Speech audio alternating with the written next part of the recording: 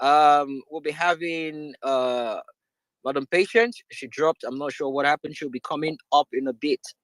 She's the second co-host. We'll be doing this together. It's going to be a lovely time. Today, having an engagement with the NADECO people.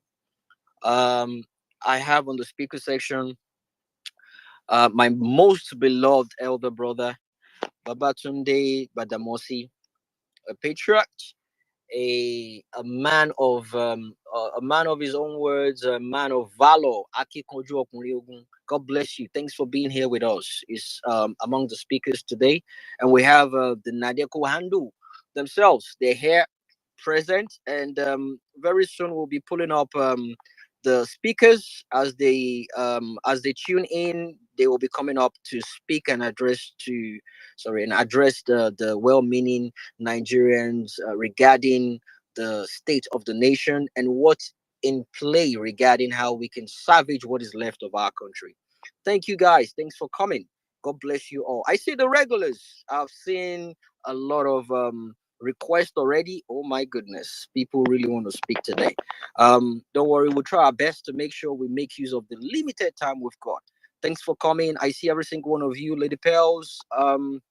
I see you, Omega X, Ella, Gregory, Honorable Ada, Lady Liberty, Mazi, Eze, Mary White. Well, in Nigeria, I see you, my brother. Olawaski, Adewale, Wake Up, Fatai. I see every single one of you. It's not an obedient space. I can go all day calling everybody's name. It's a space for all well-meaning Nigeria. Adults, young, female, male, north, west, south, east. Every single one of us. I don't care what political party you're part of. We are here to speak about the state of a nation and how to move forward as a nation, how to salvage what is left of our country. It is sad that a lot of us we spoke about the eventualities of what we're seeing today, but we were called names. But here we are now. Okay. Nonetheless, saving the country is paramount, and that's the reason why we have the Nadeko here with us, having this conversation with us once again. Thank you so much for joining the space, Auntie Bolanle. Good day. How you doing? Let me pass the mic on to you. Welcome the people, and we go to Mother Patience as well. How you doing, my auntie? God bless you. Good afternoon. Well, good afternoon from my side, Jimmy, Patience, and everyone who has joined us on the space. Welcome, welcome, welcome. Thank you for joining us. I'm doing okay. Have been looking forward to um, this space, which really Nadeco has coined it. Um, the first anniversary of state capture of Nigeria, which we all know to be true as it played out during the last year. Right. And I'm so glad that we have Nadeco to speak to us. They did it before. They worked tirelessly to return Nigeria to true democracy after a long period of military rule. And they're saying we're here today to tell us what they can do to liberate Nigeria from this illegitimate government. Thank you so much for everyone who's here. Please share and get other people to come and join us to listen to what Nadeco has to say and to join ask questions and join the conversation. This is about well-meaning Nigerians and not about just obedience, even though obedience are well-meaning Nigerians. But whatever political party you are a part of, whatever ethnic group you represent, come and listen to what Nadeco has to say because Nigeria belongs to all of us. Thank you once more for joining us. I yield for now. Thank you, Madam Bolanle. God bless you for what you do as well. Thanks for doing this with me. God bless you too. Madam Patience, how you doing? Welcome. I would love to hear from you. And if you please speak to people in your language, if you feel more comfortable that way. We have Igbos listening, we have Yoruba listeners, we have Hausa people listening. It's not a tribal thing. We'll try and communicate with every single one on the space in a way they can understand. So let people know this is not a one-sided conversation. We are Nigerians and we are having a conversation on how to salvage our country. Welcome, Madam Patience. Go for it. Thank you so much for having me. I am so happy to be here today, and I greet you, Jimmy. It's been a while, and Madam Bolanle, thank you very much for all you do, and we really appreciate you. And thank you for everybody that has find time to be here. It shows that um, your love for Nigeria cannot be quantified with anything. Um, as we all know, Nigeria is in a sorry state. When I think of about what is going on in Nigeria, I just feel so sad. And thank God we have NADECO. NADECO has what it takes to make a difference.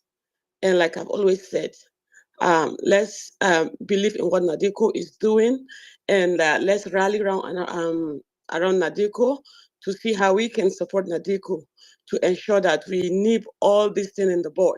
And um,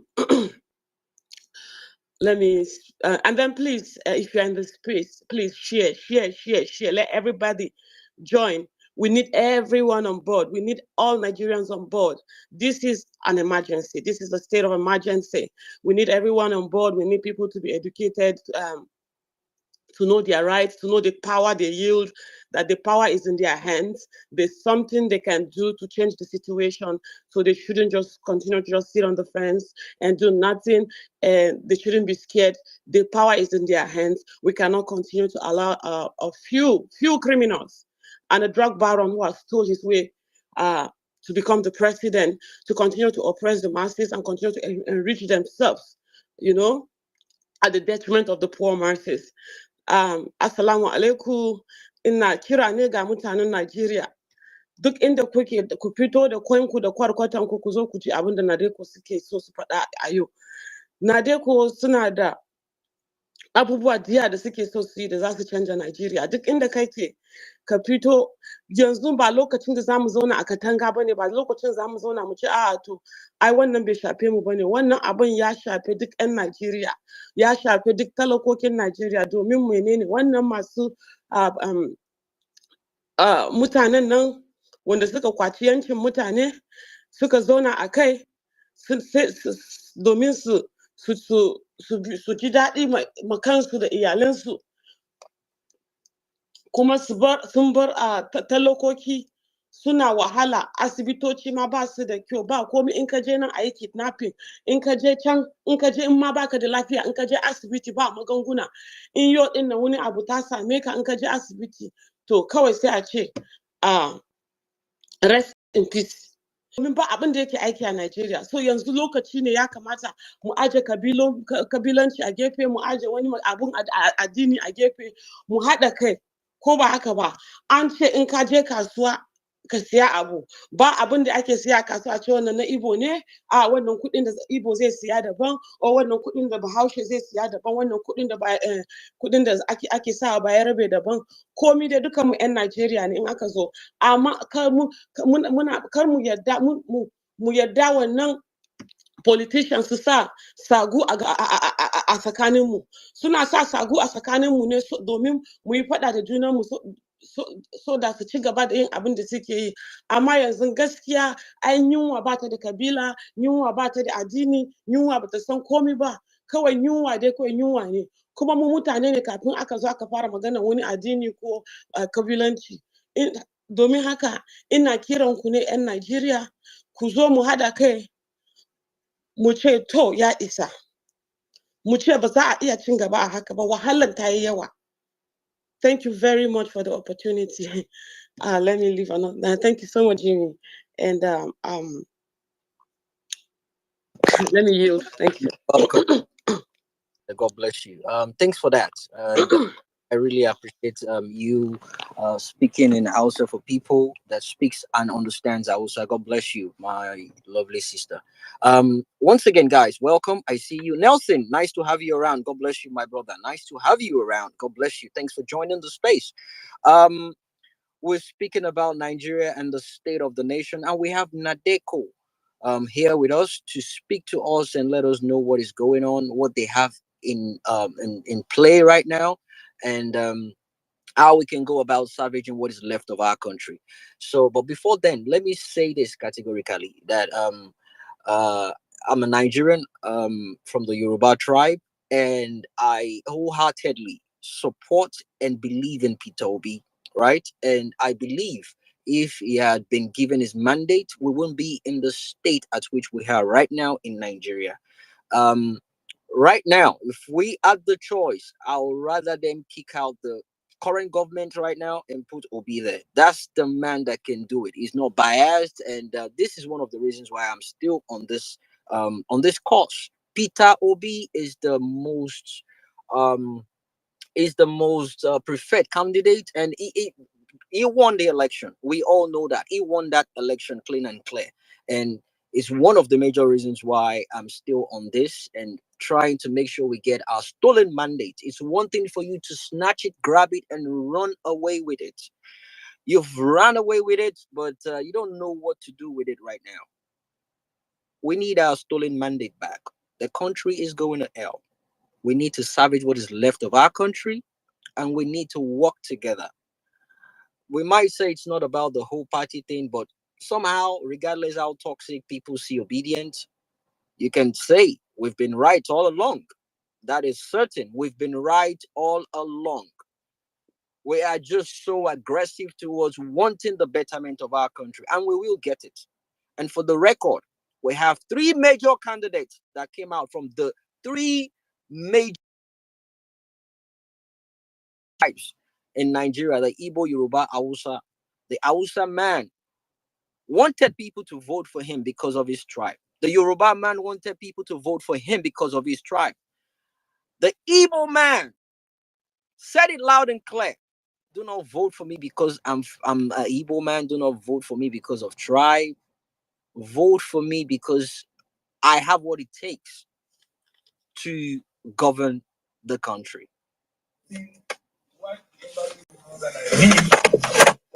Somebody who is from the north and who also understands the other parts of Nigeria and who has been able to build bridges across the rest of the country.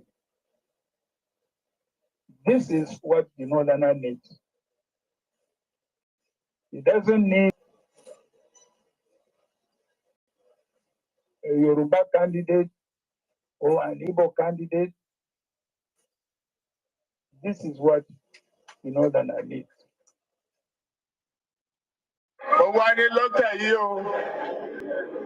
Yorùbá ló kàn.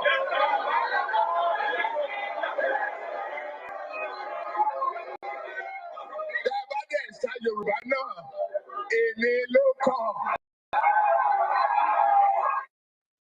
Put all of us on a scale.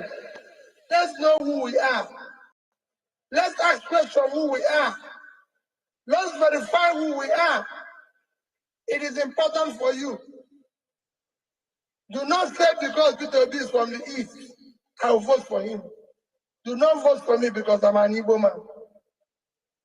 Do not vote for anybody because they're from the west. Do not vote for anybody because they're from the north. This is time to vote a human being who have conscience and trust. There you have it. Time to vote for a human being who has conscience. But unfortunately, we found ourselves in this situation. Welcome once again, guys. Retweet, like it, share the space, let people know we're on. We'll be having NADECO. We have one of them already on the stage. The rest will be joining us in a minute. But let's have a welcoming speech from the NADECO. How are you doing, sir, today? Welcome. You can unmute your mic and have a conversation with Nigerians.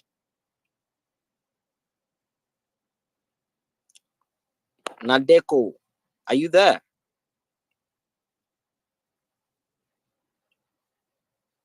Okay, I'm not sure who is behind the handle. NADECO, you're on the speaker section. Are you there? All right. Probably not next to the phone presently. Welcome on board. Sir Lloyd is the lead. Yes, my mic is on. Okay, you can go ahead now. I couldn't. I thought you were speaking on NADECO's handle earlier on, but yeah, welcome, sir. You can introduce yourself to the people and let's hear from you. If we can do this within 5 minutes, so we can work within time. Okay, thank you so much, Jimmy. My name is Lloyd Uko. I am the head of NADECO USA, based here in Washington, D.C. Let me go very quickly and ask for you to permit me to join you and the co-host in welcoming everyone to today's conversation with NADECO.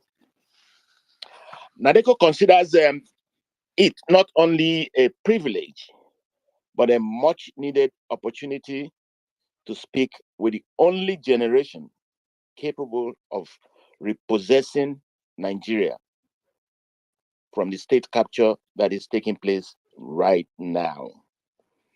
NADECO uses this group of listeners, you, to gauge the pulse of the nation.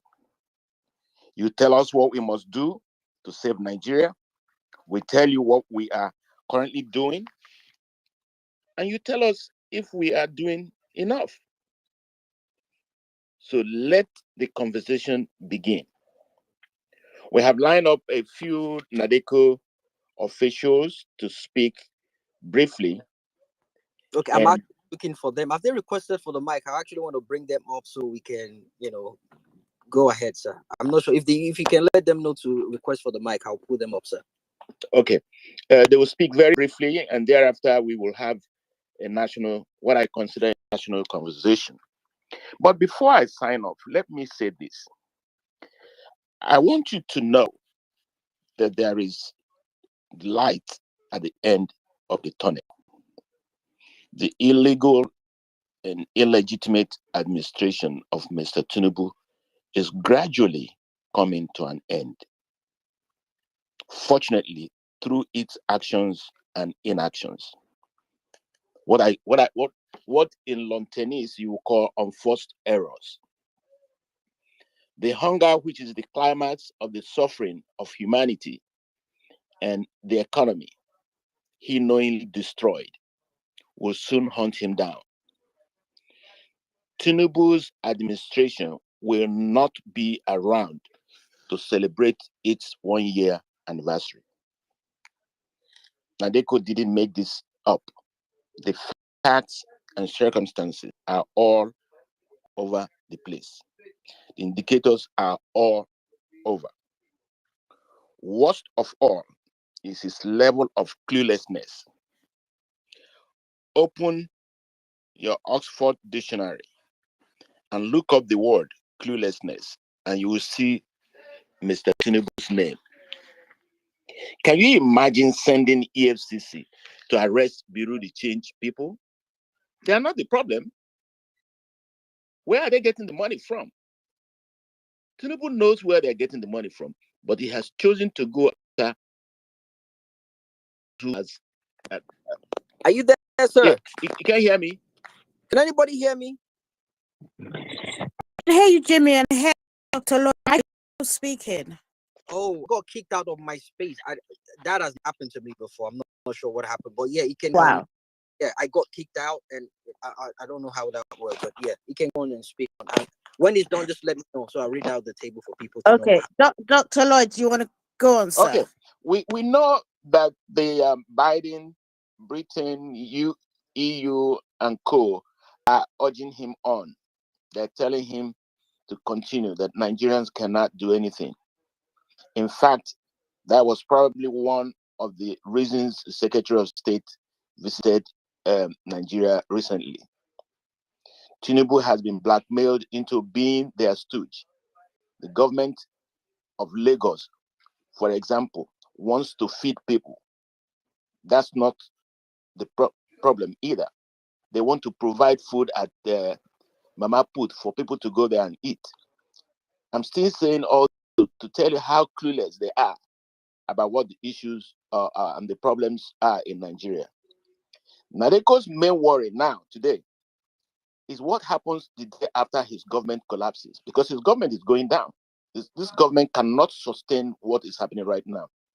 Who takes over from him depends on the manner of the collapse. If there is katakata in Nigeria now, the army might use that as an opportunity to come in. We do not want that. We want him to go to France and leave our country for us alone. Let me tell you two things that NADECO is currently doing before I sign off. The first major project NADECO is doing now is what we call the whistleblower platform.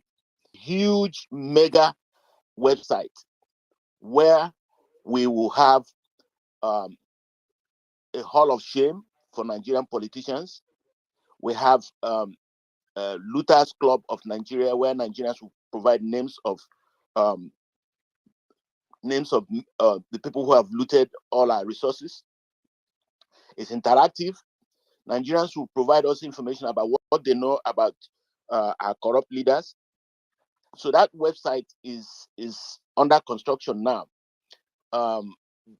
If you know anything about tech, please contact the hosts or go to nadecousa.com and register there. We need a lot of help in making sure that this website that we are referring to as mega is actually a mega website. It's a website that will capture every corrupt practice that is happening in Nigeria. It's called the Governance Index. And if you go to NigerianGovernanceIndex.com, you see it is still a work on progress. Then we also have the Political Action Committee. It's NigerianAmericanPAC.com. It's also being under progress. That PAC is exclusively for Nigerians who are US citizens who live in the United States to organize and make sure that never again would Nigerians vote for any political party or any candidate that takes sides with the oppressors back in Nigeria. And again, I welcome you and I always thank you for your resilience and your reliability, and let the conversation begin. Thank you. Right. Thank you so much. That was a lovely intro. I will just let us jump right straight into the conversation so we can um, get the space going. So we'll have certain speakers up here to speak. We'll have Barrister Emmanuel Ogegbe speaking on insecurity in Nigeria. He will be speaking on that briefly, and we have Chuma Okeke speaking on the economy in Nigeria, and we'll have Comrade David Adenekon. He speaks on the state police situation going on in Nigeria, and we have Professor Monday Gold. He's going to be speaking on policies in Nigeria, and Professor Omotayo Ali will speak on ECOWAS, and we have Dr. Dayo Kayode speaking on hunger, of the situation of hunger in Nigeria right now will be the main topic he will be speaking about. Someone's mic is on. I'm not sure who that is. All right. So and finally we'll have the outro statement from the NADECO chairman himself, Dr. Lloyd, speaking to us finally before we have a little bit of question and answer from the people. If you have any questions, you can jump on the comment section, ask your questions, and we will try as much as possible read them out so the speakers and the guests can actually give answers to your questions before we leave. And we'll be doing this within the next 1 hour 30 minutes. Thanks for coming, guys. Auntie Bolanle, I'd like you to take it from here. I'm not sure if Barrister Emmanuel is on stage, but if he isn't, maybe. No, I can only see Comrade David at Neko, so perhaps we would just let him go first. I have Yeah. sent messages to everybody else. Dr. Lloyd, if you can reach out to the remaining Excuse me. speakers. Barrister Emmanuel is having issues, so somebody can speak on before. So he's trying to rectify the issues. Okay, so what we're gonna do is let the they're coming up with first, so we would know it might not be their name because names I'm seeing here is different from different handles requesting for Mike. So if we can know them by, I think I can see Mr. Emmanuel. Okay, I'm gonna pull him up now. Uh, so, but yeah, we have comrade David already here. He doesn't joke with time. I'm expecting Professor Monday Gold as well. I'll be speaking on policy, but let's go right to Comrade David Adinekon speaking on state police. How are you doing today, my elder brother? Comrade David, welcome. How you doing? You can unmute your mic now, sir.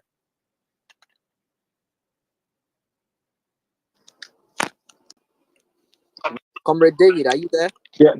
Hello, everyone. Yeah, you loud and Yeah. clear. We can hear you now. Can you guys hear me loud and clear?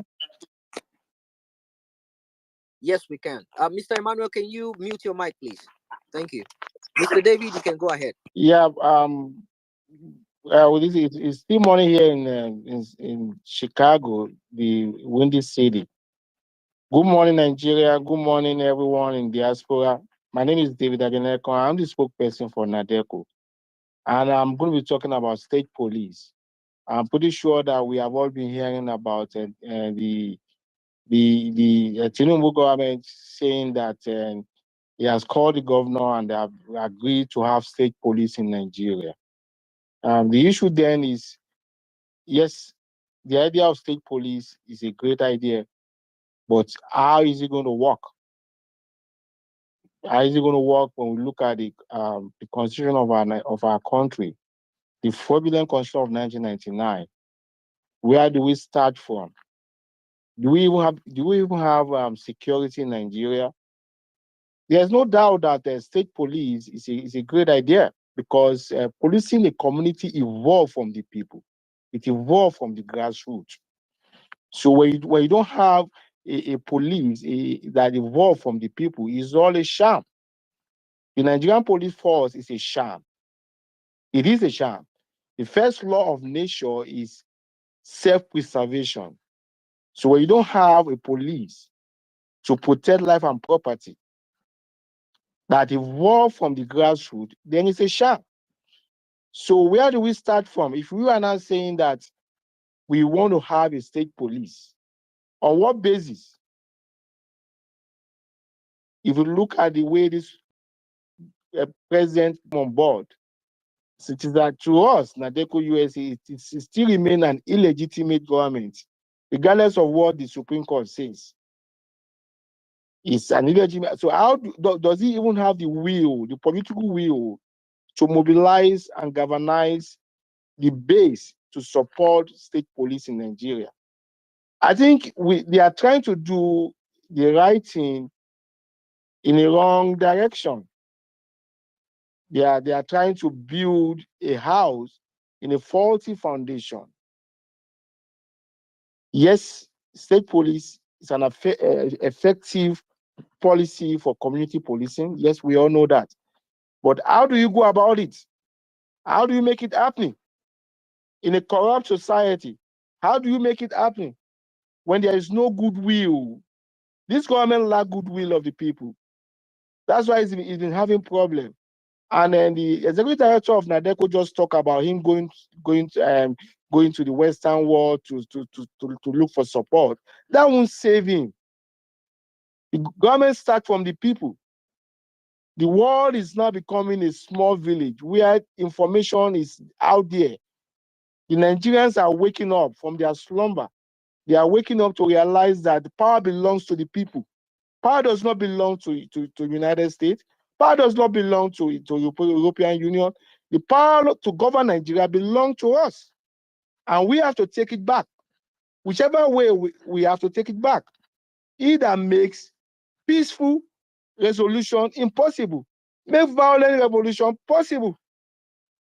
If you don't, if you think that you're not going to negotiate to have good governance in Nigeria, the people are ready now to fight for what they belong to them, to take their country back. So this idea of state police that they are talking about, I don't. It's not going to work because they are trying to build a state police, another sham police on a faulty foundation. They are trying to empower the state governor to do the same thing the president is doing, is using the Nigerian police to do. Because if we are going to have a state police and we want to ensure community policing, it has to start from the people. And that is where democracy comes in. Do we really have democracy in Nigeria right now? Is Tinubu elected? Is the idea of state police, is that what Nigeria needs now? Yes, it's a good idea. Is that where we start from? Those are the issues. And NADECO, by the grace of God, after this meeting, we are going to issue a white paper to talk about the state police. What will be the mechanism? How do we go about it? Who is going to fund the state police? Who is going to appoint whoever is going to be the Inspector General of that state police in that particular state? Are we going to give that same power to the governor? Then the governor will now be using it as an instrument of oppression, just like what the federal government is doing. The Nigerian police system is a sham because it's not evolving from the people. The president of Nigeria will appoint IG, will appoint his own kinsman for his own political agenda. And when there is election, he will now organize, he will work with his own kinsman to make sure that he wins the election. So if we are calling for a state police, we need a mechanism, a kind of mechanism to make sure that it evolves from the people. And that is where the issue of sovereign national conference that we have been clamoring from during the times of Ganifa Emi, that's why it comes up. It comes up. It comes up again. Let Nigerians sit together. Let them discuss how they want to be governed. And if they don't want to stay together, let them go. Is it by force? It's not by force to live together. It's a free world. The issue of self-determination is supposed to be a free thing. Let's all sit together and talk and discuss Nigeria. That is where we ought to start from. It is a fraud. So all these cosmetic programs is not going to work.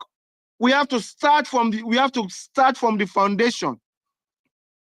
Yes, state police, good. It's an effective policy for community policing, which come from the people. Because when you allow the people to police themselves, we will see, it will be more effective. The people know themselves. They know the criminals. They know who are not the criminals. They know the families. They know everybody. They know everybody. So when the people want to, appoint or constitute a police system, then they will constitute from the people. And they will make sure they put the right person there, and there will be that kind of relationship between the people and the police system. That's what we call true federalism. That's what we have in the United States here. We have state police, we have county police, we have police everywhere. And the people control the police, not the police controlling the people, because the police is being run by taxpayers' money. So when you are saying you want to have state police, who is going to be in charge of the state police? The Nigerian police. Tinubu is in charge of the Nigerian police. He appointed his former ADC to be the Inspector General of the police. The governor of Nasarawa State cannot give order to the Commissioner of Police in Nasarawa State. He needs to, if he called the Commissioner, oh, there's a problem here in this village, I want you to go and quell it. The Commissioner of Police in Nasarawa State, we need to take order from Abuja before he can do that. What kind of police system is that? That's why we have. That's why it's a sham. That's why we have bandits everywhere. That's why we have insurgents everywhere. Because we have a system whereby Nigerians cannot police themselves. We have to police ourselves. That's why the police has to start from the grassroots. Policing, you have to start from the people. And for us to do that, we cannot do that on a faulty foundation, on a fraudulent constitution. So we have to address the issue of sovereign national conference. Let Nigeria come together and discuss how they want to be governed. Is it by force? Yes, if they say, okay, we want to live together, okay, then let there be, I mean, laws that will govern our living together, law that will be based on fairness and justice, law that I will not feel like a second citizen. I'm not tribalistic, but if I am Igbo man today, let's be honest with ourselves, I'll feel cheated. I'll feel cheated. Because my own tribe man won the election free and fair, voted for all over the country, voted for Yoruba, voted for him, Hausa voted for him, and some cabal hijack it and gave it to another person. If I am Igbo man, I'll feel cheated. Why did we have a system? Why did that happen? It happened because the constitution that we have is a fraudulent constitution. Comrade David, you want to Then wrap? I'm going to round up now. All So right, in summary, yes, the issue of state police is a great idea, but in the wrong direction. We need to go back and discuss how is it going to work. We need to go back and discuss how do we govern this country. And that is the idea of solving national conference. That is the only way forward for Nigeria. Every other cosmetic policy like state police that you are doing without allowing Nigeria to govern themselves, without allowing Nigeria to choose their own leader, is a sham. God bless you all, and thank you for listening to me. Bye-bye. thank you so much, Comrade David Adinekon. God bless you. Fierce words, bold, strong, and right from your heart. Thank you so much. God bless you for what you do, both online and backdoor. God bless you. Um, guys, welcome again. It's NADECO speak to Nigeria, and it's just going to be a very short conversation with people, and it's the state of the Nigerian nation and the roles of NADECO in the liberation of that country. So they are here to speak to us. And before we proceed, let me just let people know upfront. There will be a guest speaker that is going to come. It's not. It's nothing serious. You know, it's just going to come to speak and introduce themselves to us. Is a key figure that can actually make an impact towards what we're trying to achieve. It has the international platform where people can speak and people can understand what is going on in Nigeria. I'm referring to Nelson Opega. He's busy right now, but I just want people to know whenever I jumps to space at work, whenever I jumps on the space, I'll give him the mic to just speak to us on how we can connect with the international world, because on his page he talks about Nigeria, he talks about Israel, he talks about is diverse, okay, and everyone goes there to speak, everyone goes there to understand what is going on regardless of the topic. So it's going to be a very good opportunity for Nadeko to jump on. He has the connection on how to reach out to the world at large. So I think it's a very good tool Nadeko will want to make good use of. Thank you, Comrade David. God bless you once again. I'm not sure if any of the other speakers are up here. Madam Patient, do you want to help me with that? I'm not sure if any one of them else. I think I can see Mr. Emmanuel. That was meant Barrister Emmanuel was meant to speak. Yes, I'm here. Yeah, Can okay. you hear me? Barry Manuel. Okay. Yes. You're gonna be speaking on insecurity. So we want to do this as quick as possible, and if you can help me, wrap this up within 5 minutes. Just in case, if you hear the ticking sound, that is me. Calling your attention to wrap up. Your submission. So I won't have to interject you that way. Thank you so much. You have 5 minutes to let us know what you have to say about the insecurity going on in Nigeria right now. Thank you so much, sir. All right. Thank you so much. And so I was in Nigeria last in December, and during the 36 hours I was on ground, uh, over 238 people were massacred in Plateau State in 3 local governments. And this was one of the most extensive attacks in recent history. And so this week, I had the opportunity to go on a fact finding mission to Plateau State. Now, let's be clear that besides Plateau, there have been atrocities in Ebonyi, atrocities in Zamfara, atrocities in Niger, in Benue, and so on and so forth. So the security situation has actually significantly degraded since this administration came to power. And to illustrate that, I want to give the example of the community in Adoka, Benue State. In April of last year, the Fulani killer headsmen killed over 52 people there after they called the military.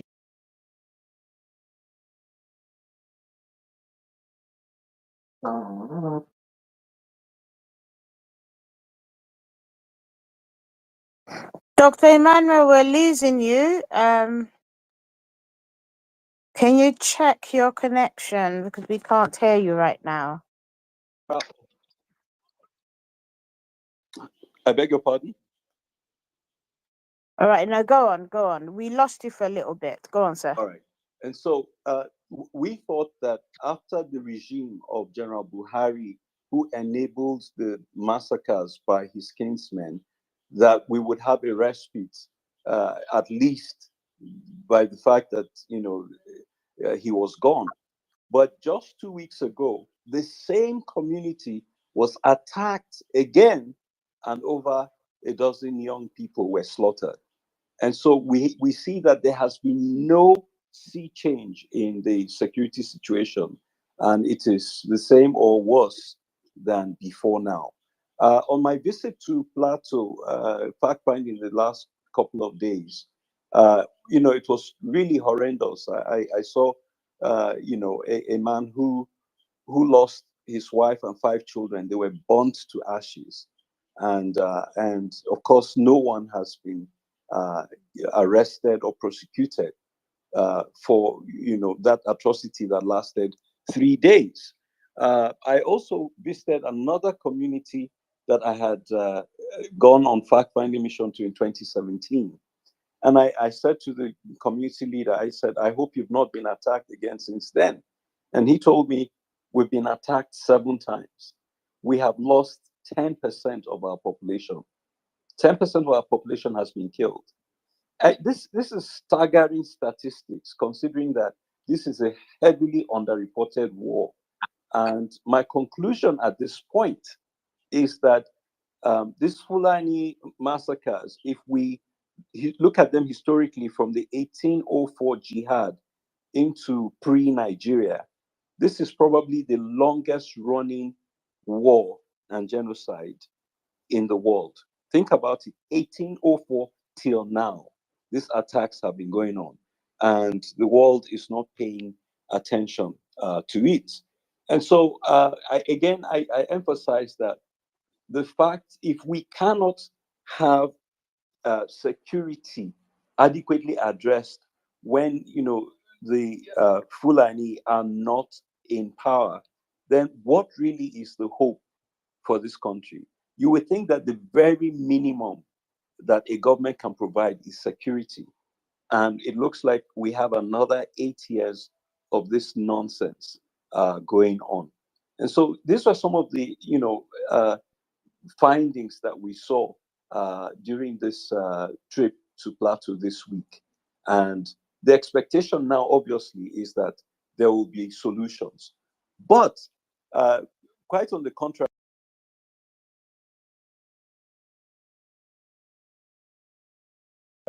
estates, not for the farmers who have been displaced for years.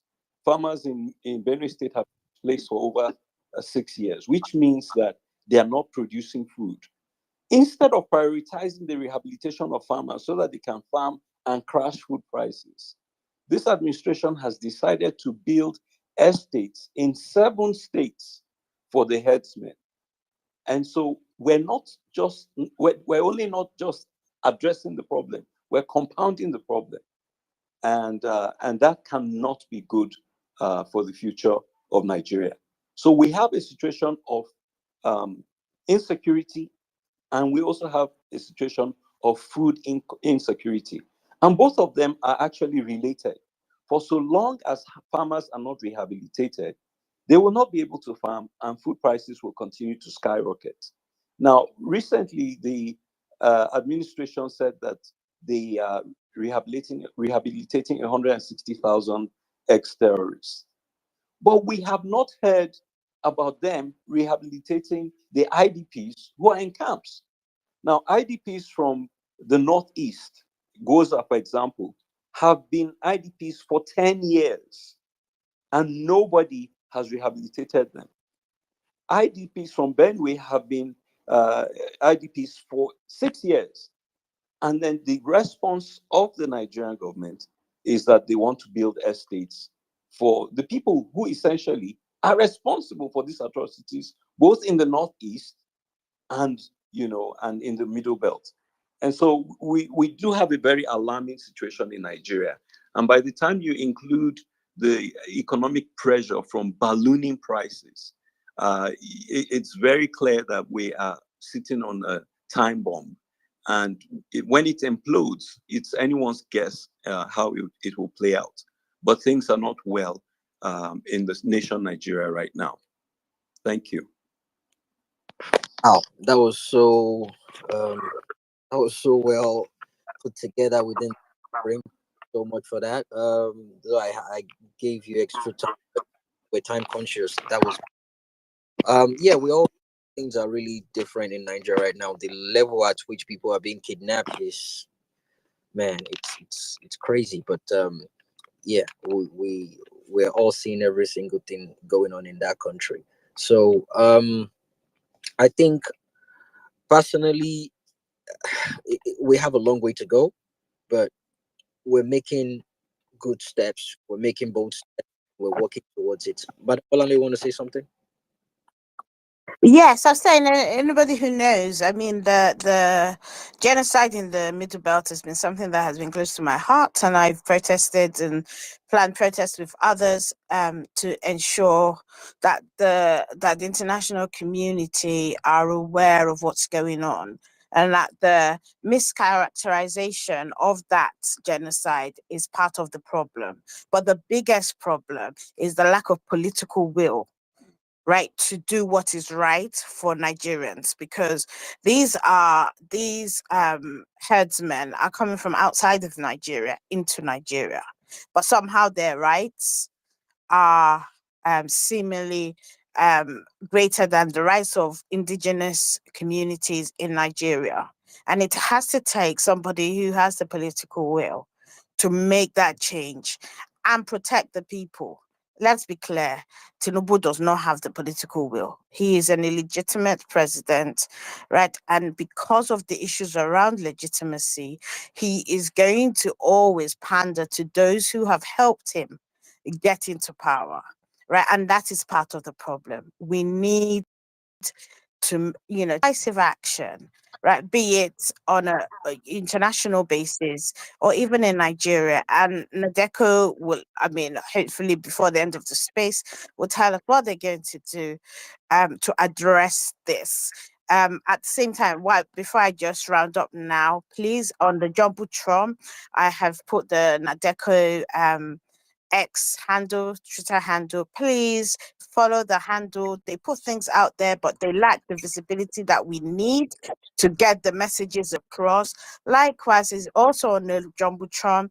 I have put the link to you join for people who want to join NADECO.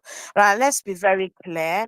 Dr. Lloyd and so many of the existing NADECO executives have been doing this for decades, right? The next couple of decades, right, is for those of you young people in your 20s, in your 30s, and your 40s, right? So we need more of you to join NADECO in order to move it to the next level and for the next generation to take their position, right? We need more pro-democracy minded, well-meaning Nigerians to join. So please click on it. It's very easy to join them.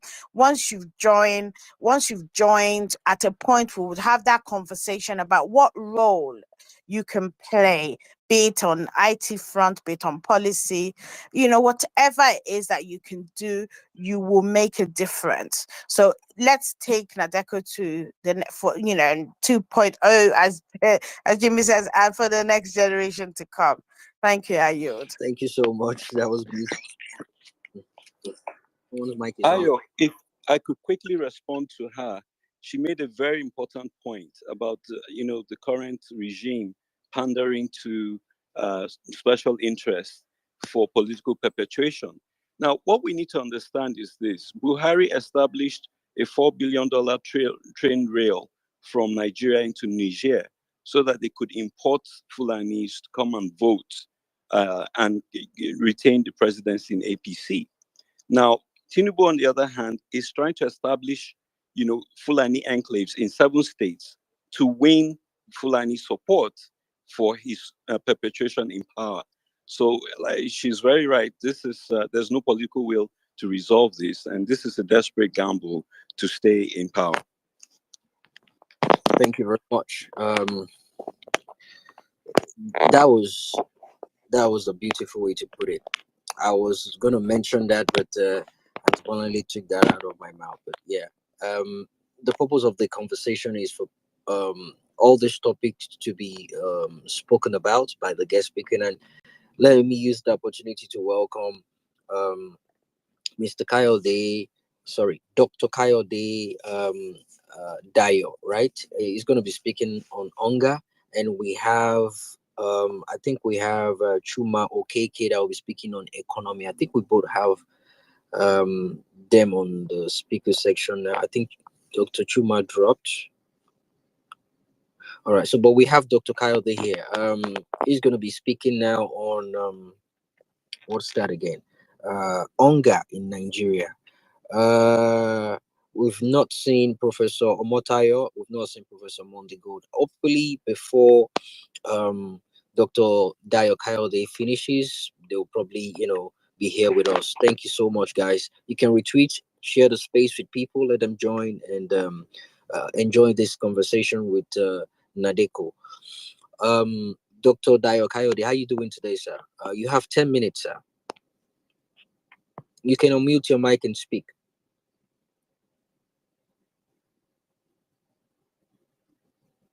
Dr. Dayo Kayode, are you there? Can anybody hear me? Yeah, I can hear you. Dr. Kayode, are you there? You can. Dr. Kayode, we might have to click it twice. Tap on the icon at the lower left corner of your screen. I'm not sure which device you're using. There you go. You just did it now. Tap on it again. Just tap on it. Yeah, you did it again now, but it's muted again. Just tap on it once. All right. There we go. Are you? All right. Loud and clear. Crystal, go ahead, sir. Yeah, good evening, everybody. It's evening in Nigeria. Yeah, I'm talking on hunger, which I classify as another outcrop of the leadership conspiracy against its people, government idiocy, and ineptitude. When hunger is understood as a fundamental to human existence, then we appreciate the importance of a well-nourished people to the socioeconomic growth and development of a nation. To this extent, I'm going to attempt to contextualize hunger. I will periscope a little bit Maslow hierarchy of needs, the United Nations on hunger, the correlation between hunger and a nation's fragility index, how hunger and malnutrition has brought down some governments in the world, then the situation in Nigeria and solutions to such issues. Yeah, I depicted hunger to be a situation of psychological sensation that leads to a state of discomfort, which inhibits effective functioning of the body system and as such requires nourishment for energy. Basically, hunger has to do with metabolic imbalance within the body. Now, let us go to Abraham Maslow's hierarchy of needs. He organized human needs, whereby certain needs should instantly be satisfied before the next. And the first among all these is the psychological need for nourishment, so that the body can function effectively towards seeking for other needs within the hierarchy. Now, what does the United Nations says about hunger? It said they have zero tolerance to hunger and malnutrition. Thus, in his charter of June 26, 1945, he laid the groundwork for addressing issues relating to hunger, poverty, and human rights. This charter emphasizes the promotion of higher standards of living, full employment, and conditions of economic and social progress and development as fundamental to peace and security. Now, when we look at hunger and fragility, we're going to see that there's a very high correlation between the two, where there are exhibition of food insecurity and hunger. The tendency to vulnerability of high fragility index can never be overemphasized. We can now look at how this hunger had affected some countries in the past. We can look at the example of Venezuela. We can look at the example of North Korea and so many others like that, of which hunger had destabilized the government, whereby people were hungry, and you know that an hungry man is an angry man. Now, understanding hunger in Nigeria of today. If for us to understand hunger of Nigeria today, we got to know that a nation experiences hunger when there is famine in the land. For instance, such is said in the Holy Bible, caused by either lack of rainfall, drought, unavailability of fertile arable land, and so on. But in the first instance, the primary constitutional assignment of any government is to guarantee safety, security, well-being, and prosperity of its citizens from threats of terrorism, with assurances of economic stability, growth, and prosperity, by providing an enabling environment for businesses and entrepreneurship, regulating also financial markets, investing in infrastructure, public services, and coupled with implementation of sound monetary and fiscal policies. From the ongoings, an insightful understanding of the present Nigerian situation indicates that the prolonged hunger is brought about by Nigeria leadership idiocy and connivance against the people. Now, when you look at leadership idiocy, this has to do with inadequate policies and purposeful abandonment of constitutional duties by the government. How do we explain the humongous expenditure of government on inanities of billions of naira, on car purchases, and renovation and construction of residences for elected government officials, as against investment in various agricultural activities and infrastructure, while the abandonment of our currencies protection through monetary and fiscal policies, unlike the Muammar Gaddafi's Libya, where are the policies that protect the people from various acts of terrorism, which had been seriously affecting the farmers from going to their farms. How about price control to ensure affordability? Rather, government has been concerned with policies that ensures their own personal economic well-being at the detriment of the people. When we want to understand the leadership connivance against the people, this can be viewed from their various activities pivoted on the Leninist and Machiavellian ideology penchant. Like Vladimir gave the analogy of whittling a live chicken to conformity by plucking his feathers one after the other. So also Nigerian leaders have been removing the people's rights, freedom, and especially resources in making them to be very weak through hunger against organizing agitations to their perpetual leadership. If not, how do you want to explain the removal of fake petroleum subsidy?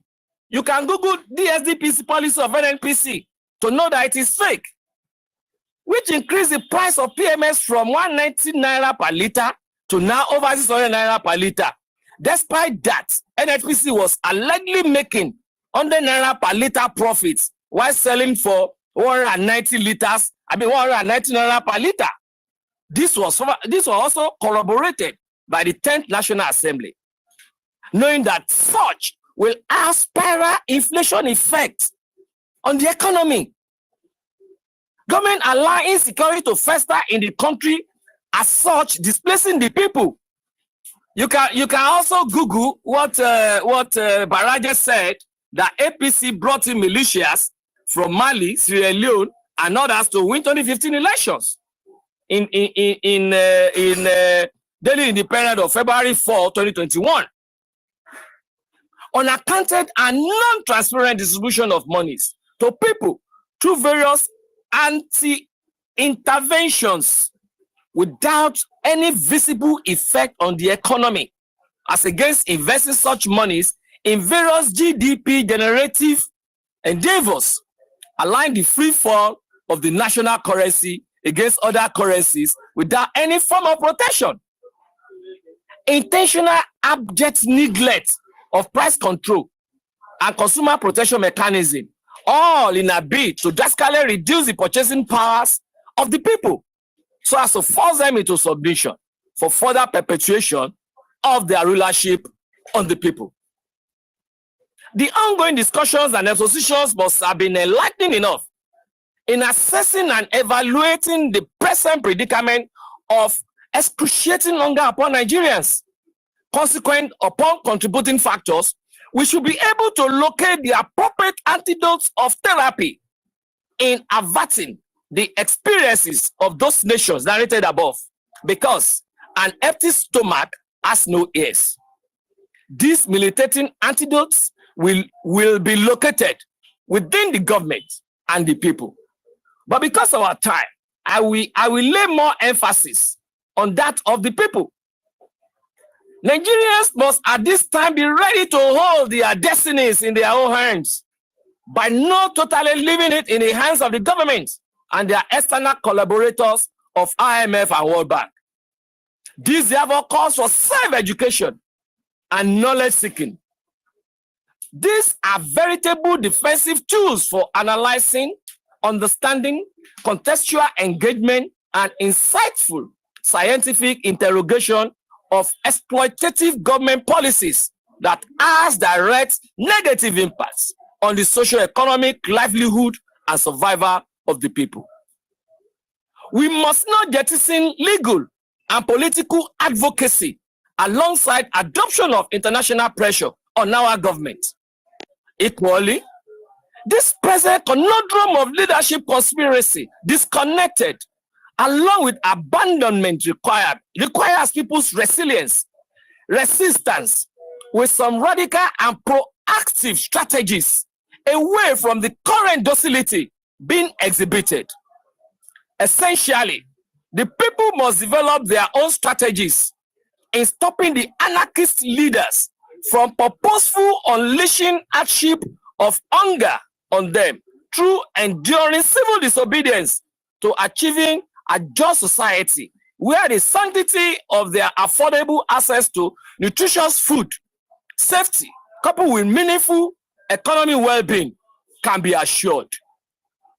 In conclusion, for those like NADECO that earnestly seek for this national recalibration, the time has come now to die for something rather than living for nothing, as our resources are just good enough for our needs and not for our greed.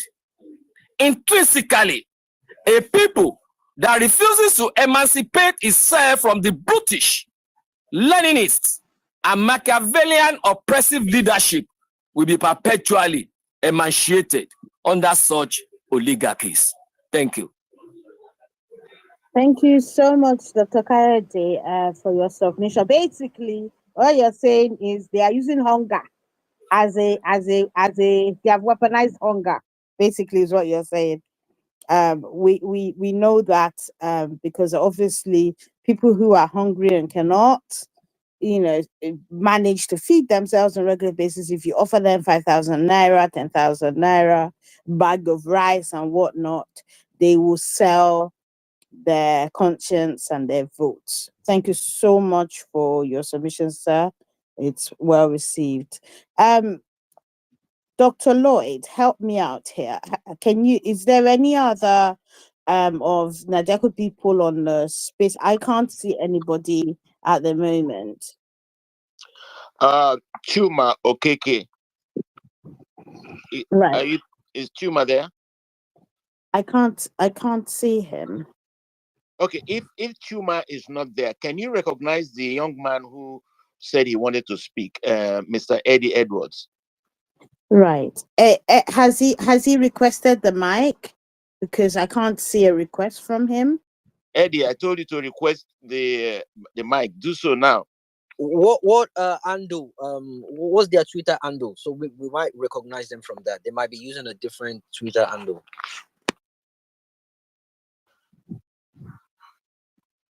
Okay, while we're waiting, I'm just going to I'll ask for your indulgence. I'm going to go to my brother Babatunde to say something while we're waiting for other NADECO officials to come and members to speak. Babatunde, are you there? Please give him time to speak. I'd like to. Right. NADECO wants to hear him. Okay, Babatunde, go on. Good evening, everyone. Thanks for having me on this very, very important space. Dr. Lloyd, I thank you for everything that you're doing, because this is for all of us and for generations to come.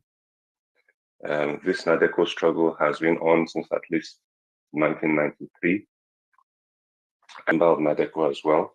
I imagine that's probably why you're eager to hear me speak.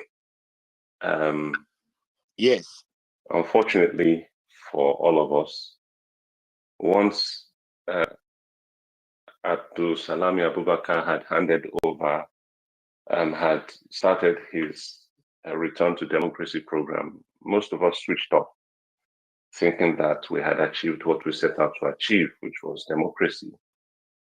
It wasn't until late 1998, that I became alarmed that we may have set the cat amongst the pigeons when Bola Tinubu decided that he wanted to run for governor of Lagos State. I don't know if there are any other members of NADECO Forum UK of 1995 here on this forum, especially those of us that attended the Nigeria Democracy Week celebration planning at the London Institute of Computing, belonging to Kunle Filani at Clapham North. I don't know if anybody remembers that. It was at that meeting that Bola Tinubu exposed himself. I had to protect him and take him out of that meeting to save him from a beating, because he spoke out of turn, to put it politely. It was that day, in my opinion, that he really exposed who he was. And because of that, when he came out in 1995 that he wanted to run for governorship, I reached out to some people on the ground in Lagos. One was an uncle of mine, the other was a cousin. Unfortunately, one of them did not listen to my admonitions. And very unfortunately, he paid the price in really terrible ways that I cannot even begin to talk about. I'm still in pain till now, because of what his family endured at the hands of Bola Tinubu, despite them being the primary reason why he actually became governor, unfortunately. People genuinely thought that they were doing the right thing politically at the time. But those of us who knew him were unfortunately otherwise engaged, trying to sort ourselves out economically here in the UK. So we couldn't actually be on the ground in Nigeria. And then some people that we hoped would fill that space, unfortunately, also abdicated, not to speak ill of the dead, but they unfortunately abdicated their responsibility to carry on the legacy of their forefathers. And it pains me to this day, because a lot of the things that I had to then take on much later in life, I probably would not have had to do had they listened to me back in 1998. But that said, we are here now. The man in charge is a demonstrably rapacious crook. There are so many evidences that abound all over Lagos State. Is it Eko Atlantic City we want to talk about? Is it Lekki Expressway? Is it the light rail project? Is it the conversion of various state assets to personal ownership? Assets like Adeniran Shopping Center, Falomo Shopping Center, the nursing school, the School of Nursing at Awolowo Road. Is it assets like the Federal Secretariat that he fought to try and take from the Babalakin he was sold to? Unfortunately, they're locked in that struggle. He's now the president. I feel sorry for Babalakin, but then again, given some other things that are going on the ground, I'm not so sorry, to be honest with you. It's very sad that Nigeria allowed this man to become as strong as he became. Yaradua was a major player in creating the Tinubu that we see today. He got to become president on the promise he made to some people that he would deal with certain corrupt elements once they no longer had constitutional immunity. And of course, that day was going to be the day he was sworn in. But what did we see? The same people he was supposed to address their corruption issues became his best friends, became the most frequent visitors to the villa, and in fact provided him with legal support for his legal troubles with Buhari during the election petition tribunals of 2007, 2008. So we are here today. We are confronted with this individual who has built alliances that are killing Nigerians, literally. This is not even an indirect consequence of his election victory, quote unquote. This is directly because he won the election. People in the Middle Belt are being killed. People in the southern parts of a lot of northern states are being killed. People who are not Fulanis in Sokoto, in Zamfara, in Bauchi, in Kaduna are being killed. People in Enugu State, Ondo State, Ekiti State, Ogun State, Lagos State, Edo State, Delta, Bayelsa are being kidnapped, killed, and their organs harvested. These are real things that are actually going on. So there are various arms of criminality, there's organ harvesting, there's kidnapping for ransom, there's rape as a weapon of war, there's starvation as a weapon of war, attacking farmers, burning farms.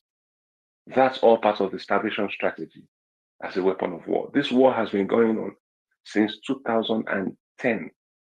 And it is since 2010 when Jonathan, a Christian, became the president, either as acting president or elected president in 2011, that this whole Fulani insurgency has been ongoing, but yet, for some stupid reason, unannounced. When Jonathan was in charge, the Fulanis in government were telling him, oh, no, it's not, it's just a small disturbance, we'll deal with it. It's a farmer-herder clash. They still keep using that same phrase, farmer-herder clash. That's not what it is. It's war by starvation. That's what it is. That's what it has always been. And this same war by starvation method was used against the Igbos during the Civil War. Yes, a lot of Igbo people attribute it to Obafemi Awolowo, but no, he was not the architect of it. Now you can see who the real architects of the war by starvation tactic were. And that tactic is being pursued to frightening effect on the whole of Nigeria right now. Because you see, when you stop the breadbasket of the country from producing food, food prices will naturally go up. Whatever happens to the dollar, food prices will still go up when there is no food coming from the farms. And that is what is happening in Niger State as well. I almost forgot to mention Niger State, which is a major farming state as well. Parts of Niger State are under terrorist governance. People are paying taxes to terrorists in Niger State. And that is a state inside Tinubu's Nigeria. And Tinubu is doing nothing about it. Because really, he's powerless. He's powerless. The man that was mentioned earlier, that talked about, I think it was it Baraje, Kao Baraje, who told the story of how the APC imported mercenaries, Fulani mercenaries, from all across the Sahel, from as far as Sudan, all the way to Mali.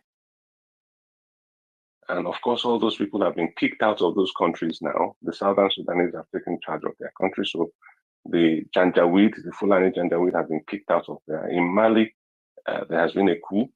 And because of that coup, the French collaboration with the Fulani insurgents has been nixed. Okay, the same thing has happened in Burkina Faso, where they were also experiencing problems with the Fulani insurgents. The whole idea this whole time has been the creation of a Fulani empire of Africa. They went as far as Central Africa, but they were kicked out of there in the most unexpected way. And their collaborators, the French, the United Nations, and the rest of them, could not help them in Burkina Faso. Okay, so this is what is happening in Nigeria now. Now they feel emboldened enough to come out openly and start attacking and killing. I mean, I was on a space with Nelson Ekpega the other day, and some Fulani gentleman by the name of Yusuf came out openly and said that they were in charge of the country. They would kill, they would burn, they own the military, they own this, they own that. I think a clip of that message went out eventually on across the X space, if I'm not mistaken. I think somebody recorded it and put it on X. It's been shared, it's gone viral. That statement was a response to some questions that I put to the young man, hoping to provoke some kind of response. I couldn't have expected him to respond in the way that he did. But there we have it. The truth is out in the open. Bola Tinubu is a prisoner of his Fulani co-conspirators. And that is why his wife can be threatened openly and nothing will happen to the man who made the threat, because should he move, he's afraid that he will be toppled by the foot soldiers in the military. He's actually scared of that. And he hasn't been able to do anything to fix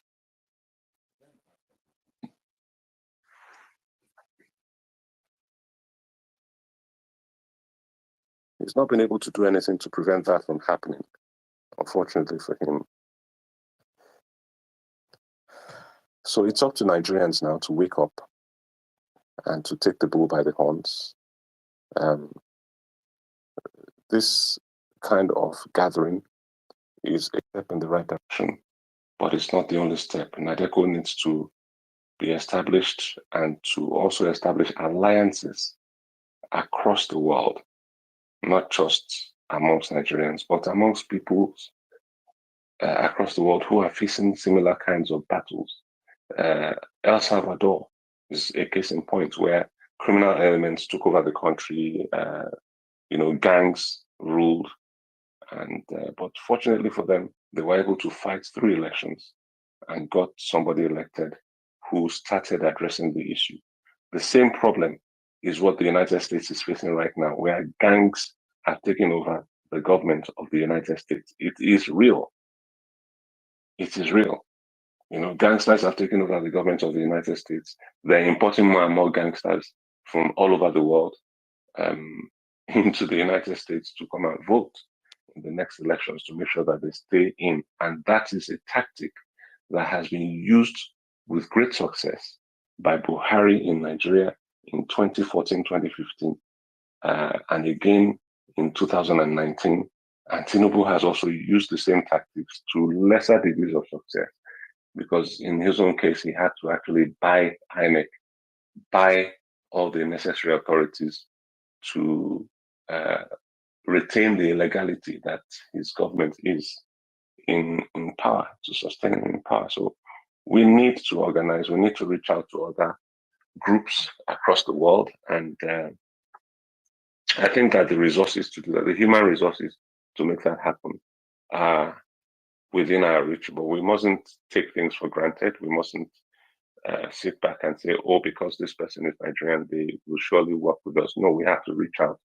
We have to engage with the younger people. I'm now in my 50s. I'm pretty sure Dr. Lloyd is also not any longer a young man. And we need people with, not only youth and energy, but ideas that fit the world of today, that can help us actualize the Nigeria of our dreams. Yes, the constitution is broken. Effectively, the constitution stands suspended based on the decision made by the Supreme Court to retain Tinubu in office. Certain aspects of the constitution have effectively been suspended. And this was a constitution that already had issues anyway, So yes, the time for a sovereign national conference is here, or the adoption of the last national conference resolutions at the very minimum.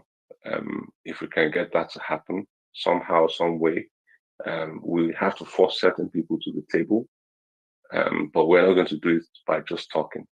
A lot of things need to happen. A lot of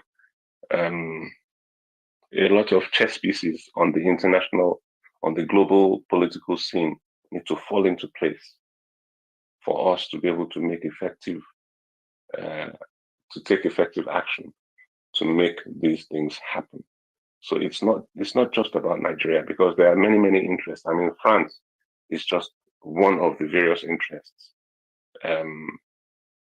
whose strategic interest is in seeing Nigeria the way it is now. And if there is no change in French politics, things may very well remain the same. Britain has a long-standing policy about Nigeria that we can begin to work to change. And that is on those of us who are in the UK to start addressing the policy position of the Home Office and the Foreign Office on issues concerning Nigeria, and start perhaps remapping the way certain people look at British interests, how certain people define what British interest truly is in Nigeria, how best Britain might benefit from Nigeria, whether Britain benefits more from a Nigeria that is in the state that it is right now, or whether Britain benefits more from a Nigeria that has a burgeoning middle class, a prospering economy, and fabulous human resources all around. Because right now our human resources are thinning out. That is the truth. Whether we want to believe it or not, that is the truth. The West are harvesting the cream of the crop. So what's left in Nigeria, and this is no disrespect to people in Nigeria, please do not get me wrong, but if you look around you, you'll find that a lot of the doctors are gone. These are very highly qualified people, very highly trained people. A lot of professors are gone, very highly qualified, very highly trained. A lot of IT practitioners are gone.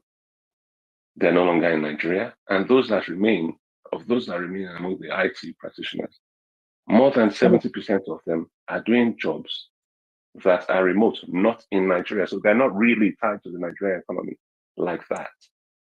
Let me stop here for now. Help us round up. Thank you so much. I'm just No, gonna I'm done for now. I'm done for now. Thank you. Okay, all right. So right, so this for the next 23, 30 minutes, we would invite questions. We still have Dr. Lloyd, Comrade David NADECO, and Dr. Emmanuel on the platform. Request the mic, ask questions. Whilst I have Kunle and Oxley technologies on the platform, so I would invite them to speak. If you could do it in 2 to 3 minutes each, and we would ask you to request a mic to ask them questions about how they see the future of NADECO, how you can contribute to it, questions around the sort of subject areas that they have spoken to: insecurity, hunger, state policing, and any other issue that you feel that you want to see what NADECO's take is on it. Kule, let me ask you to unmute your mic and speak for us, please. Thank you, Mami. Good evening to everyone, especially the elders of NADECO. It is my hope that at some point NADECO will come around to the hard work of focusing Nigerians, because already there are pockets of protests. I think just today I saw there were roadblocks in Suleja. That's on the outskirts of Abuja. I think it's in Nasarawa State or wherever it is. I don't know. Suleja, and then there have been pockets of protests already. Of course, people are mad hungry because, as Babatunde has already observed, this is the deliberate plan. That's why they are attacking farmers. It's always been what they've always done. Is what they've done in 1804. They bring cowardly attacks in the middle of the night. They attack small villages, and attack women and children. And then they run away and come back again the next night.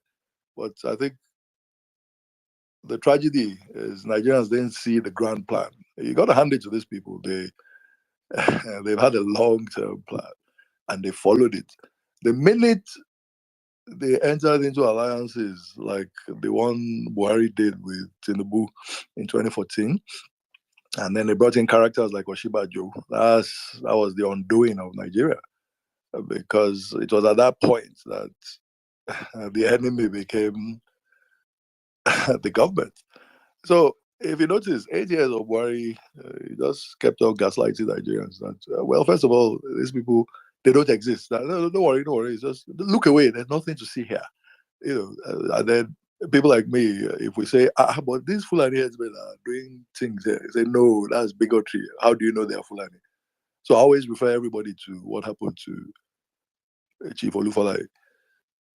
When the perpetrators that burned down his palm kernel farm, and they were apprehended, they self-identified as Fulani in a federal high court.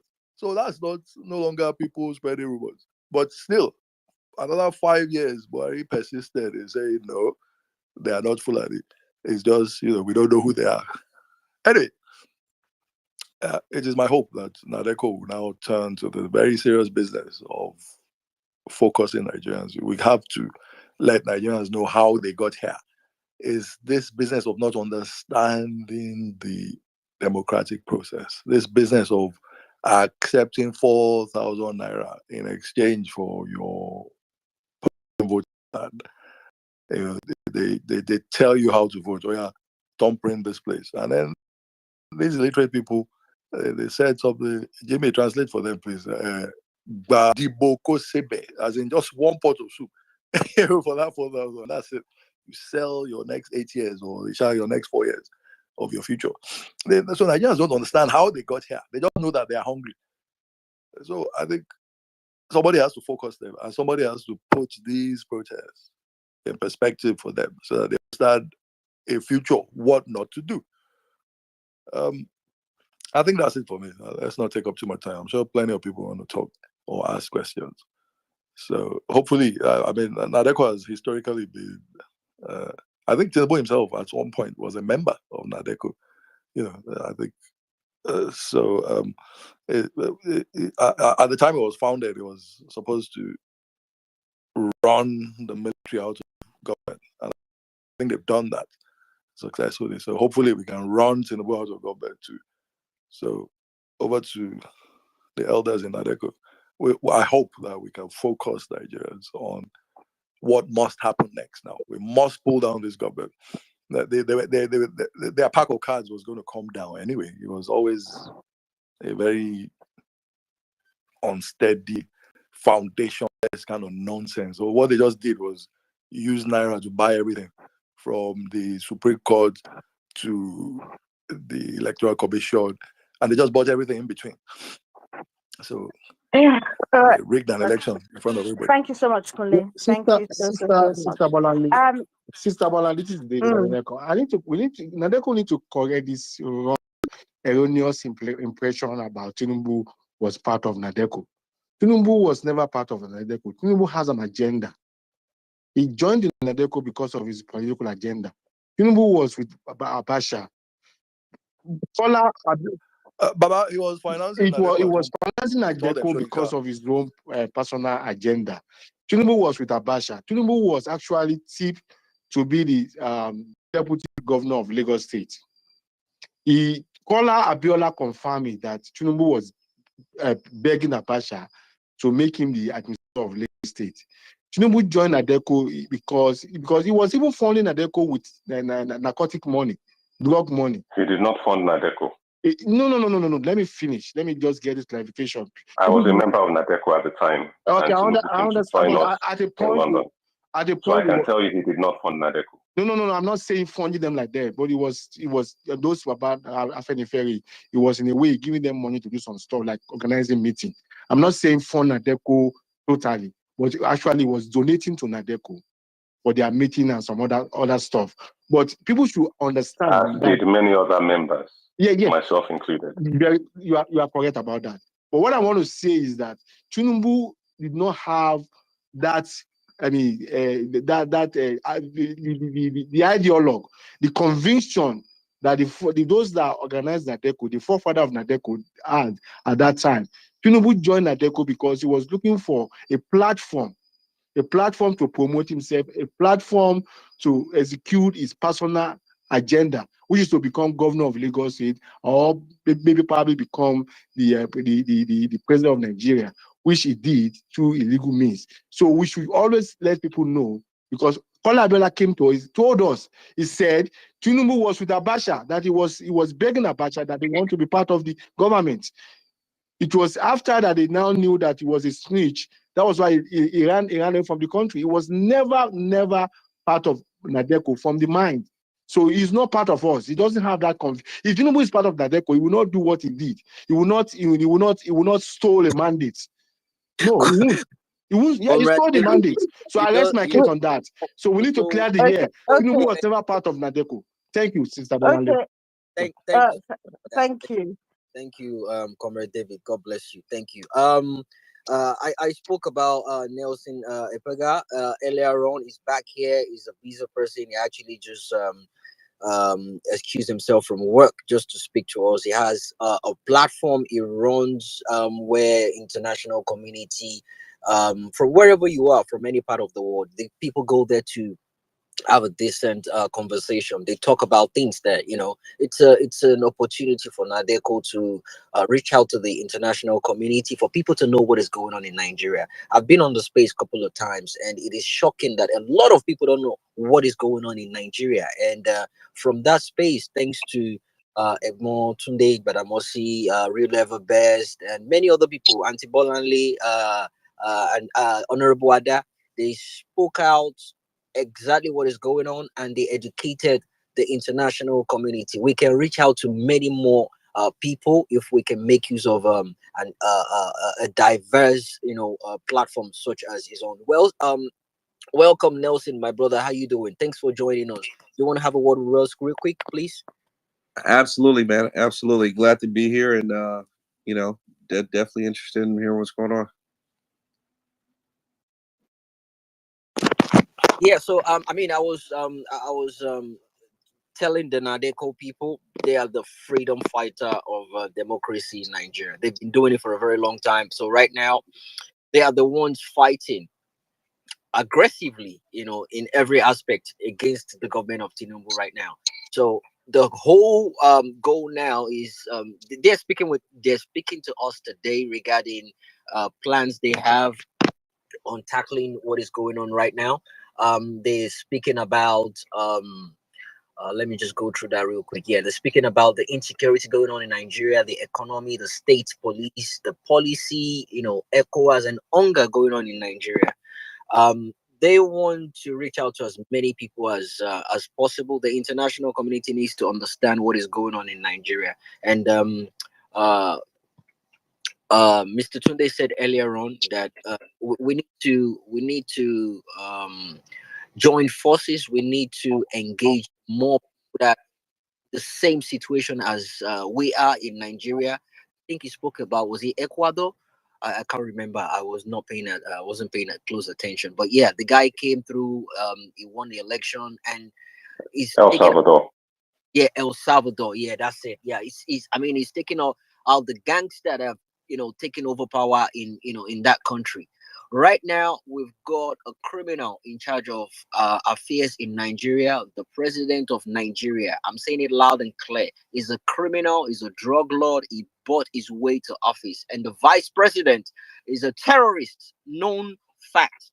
So Nadeco is Nadeco is huge, but we are engaging Nadeco USA precisely today, and they're letting us know what they're doing to making sure that man leaves power. Already, nature is already, taking its course, because things are not easy in Nigeria.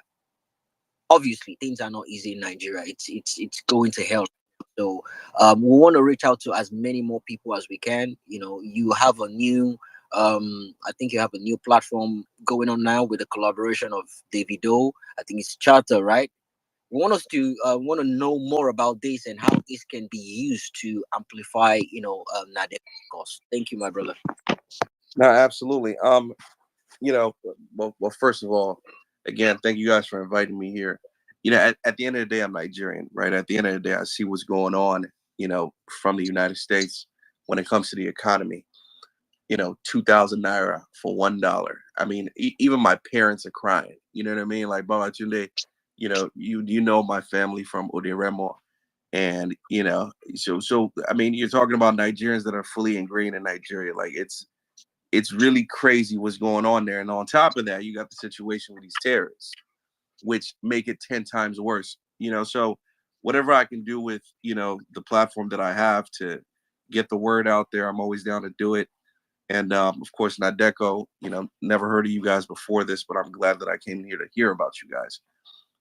In regards to Chatter itself, I mean, again, it's the ability for you guys to be on multiple platforms at the same time. To be on Chatter, to be on Twitter, to be on YouTube, to be on TikTok, to be on Facebook, all at the same time. I think will magnify or increase your reach in terms of how many people you're able to speak to, as opposed to spend 1 hour on this platform, spend 1 hour on that platform, et cetera, et cetera. So I see Chatter helping in that regard to amplify your reach and get more people to hear about, what you guys do, but most importantly, what's going on in Nigeria. I think that's one feature that we have that could do that for you guys. But I completely agree that people need to, come together from all across the world and, really, place a huge emphasis on this situation in Nigeria. You're talking about the biggest economy in Africa, right? The biggest economy in Africa literally going to shit right now.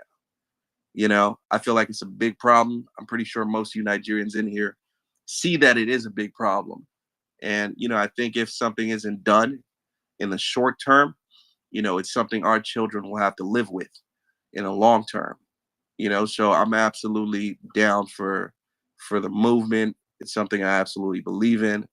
And again, wherever I can help, I'm always down to help. So thank you for having me here. Thank you, Nelson. God bless you, my brother. Thank you. My regards to Jonathan, your wife, and your kid. Thanks for joining.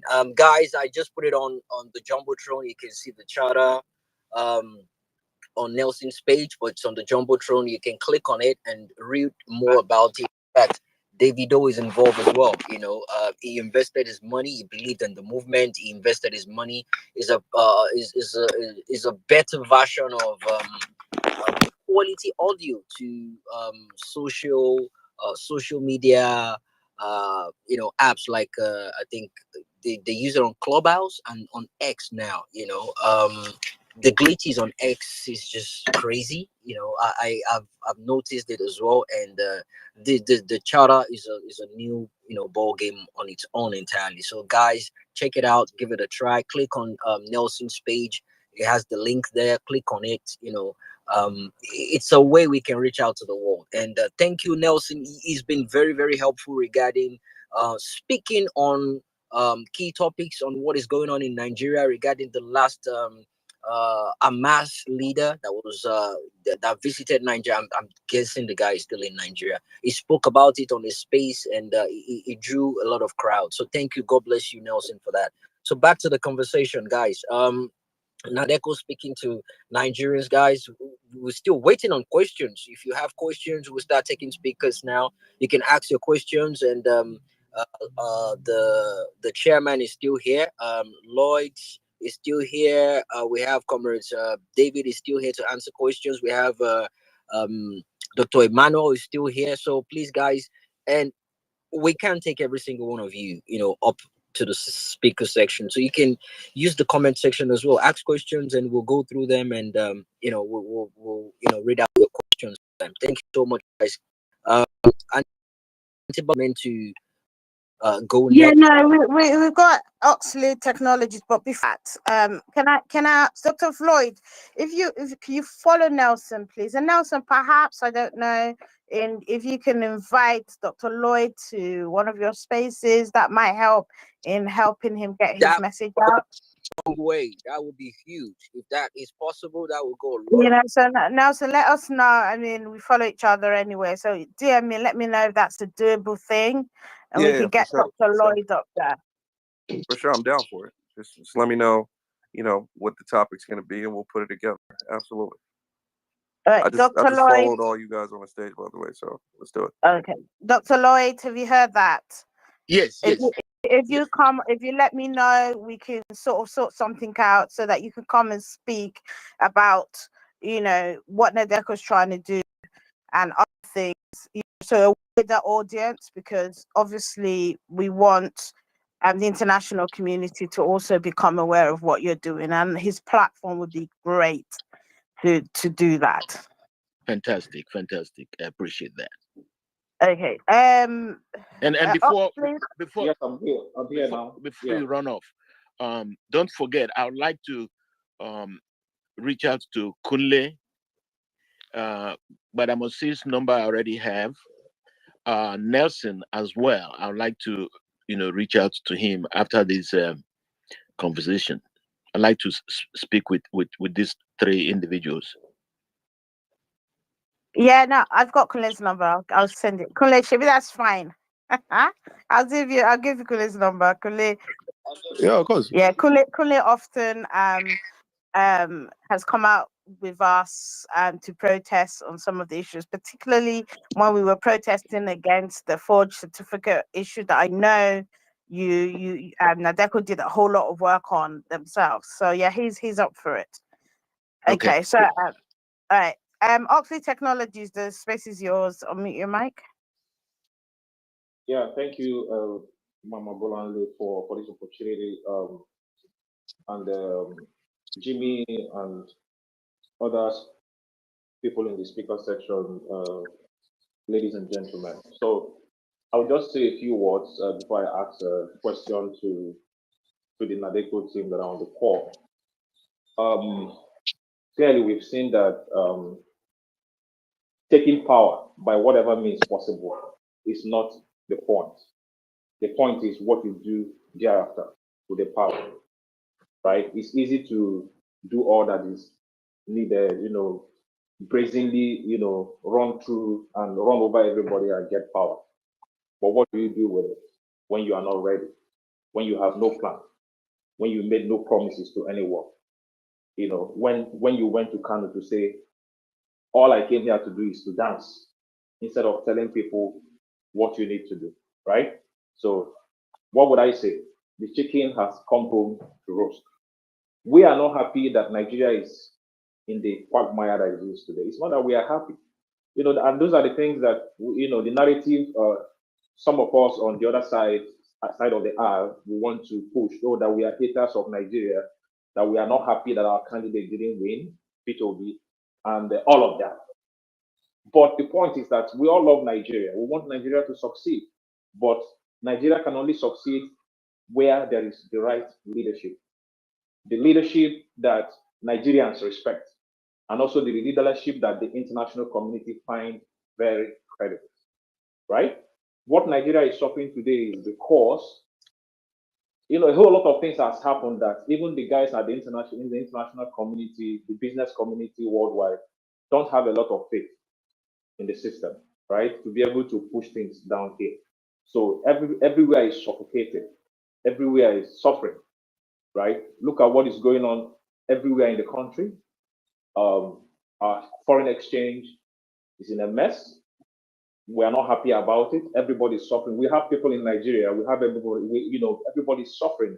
So the point is this: we need the right leadership in this country. Probably we needed things to get worse before it can get better. Probably why we are here today is because probably, I don't know whether to use God, that God wants to show some of us that there are consequences for every decision that we make.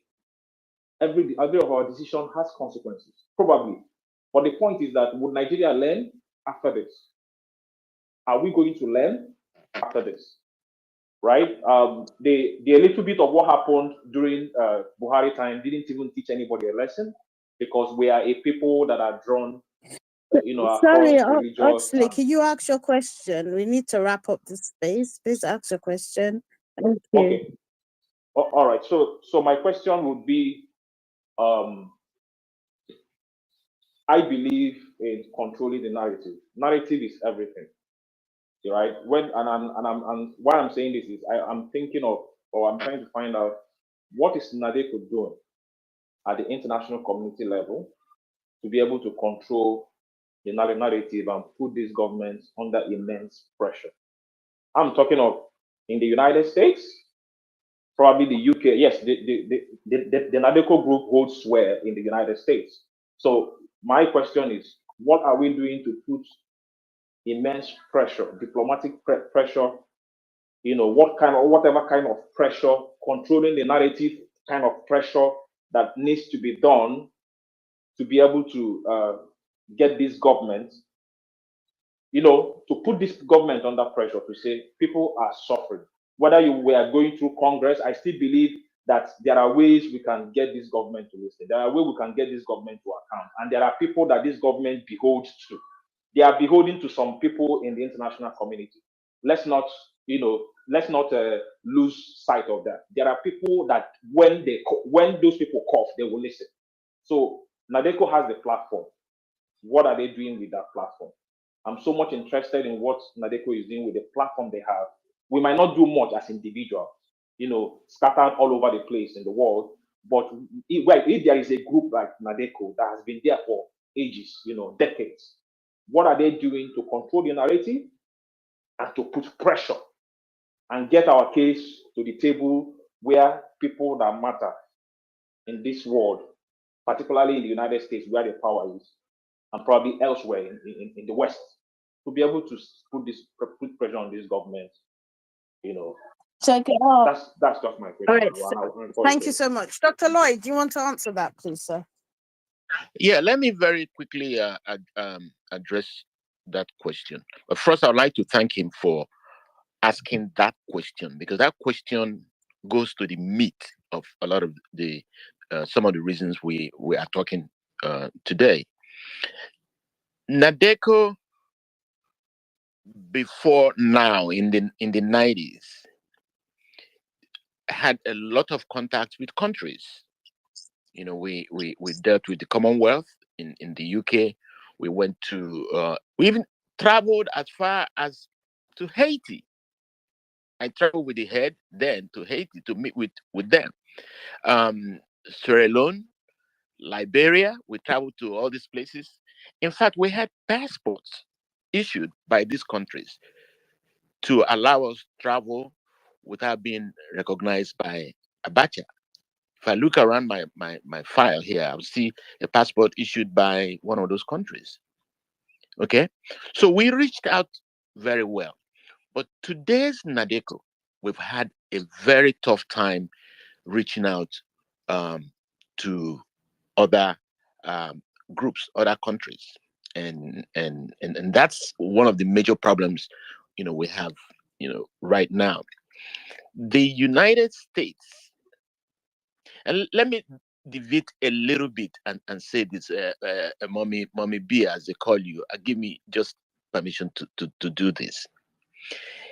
When NADECO was fighting Abacha from all over, from the UK, from Canada, from the United States, from everywhere, we were very successful. There was hardly anything that the US did without consulting us. So when they were getting ready to go to meet with Abiola in Abuja, NADECO was summoned to the State Department. And we're all very happy that the visit by Susan Rice and her team was going to release Abiola, and Abiola was going to be asked to form the government. Well, they came back to tell us that Abiola was dead. And they quickly put together and told us who was going to be our president. The reason I'm saying this is this. America will be one of the first countries to know when Nigeria is about to collapse. They will be the first. They have the intelligence.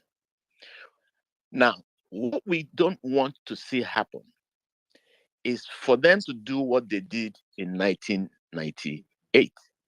MKO dies. They got together with the powers that be in Nigeria, and they brought out Obasanjo. The rest is history. So we want us. The reason we are calling these meetings, these space events, is so we can get together and coordinate ourselves and reach out more to other countries, other people, other groups, other organizations, so that we can work together as a team. The teamwork that existed then is no longer existing now. And so that's what we want now, is to see how we can bring more people on board so that we can forge out how to reach out to all these countries. Because it's the most difficult country to reach out to is the United States. Because first and foremost, they put him there. And they had a reason for wanting him to be there. Given all the illegal things that came out about him, they still wanted him, there. And they recently made a visit. They've made visits to him. So we think that they are happy with what is happening with Nigeria today.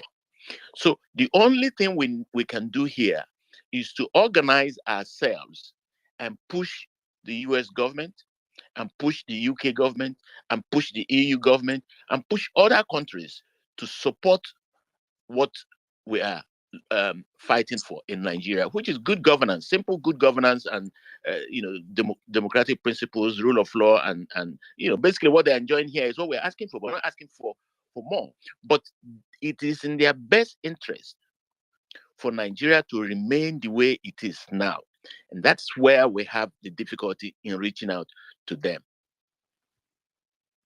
Thank you, Dr. Lloyd. Thank you for that. Saul, I'm going to come to you 2 to 3 minutes because we're wrapping up in 9 minutes. Thank you. Ask your questions, Saul.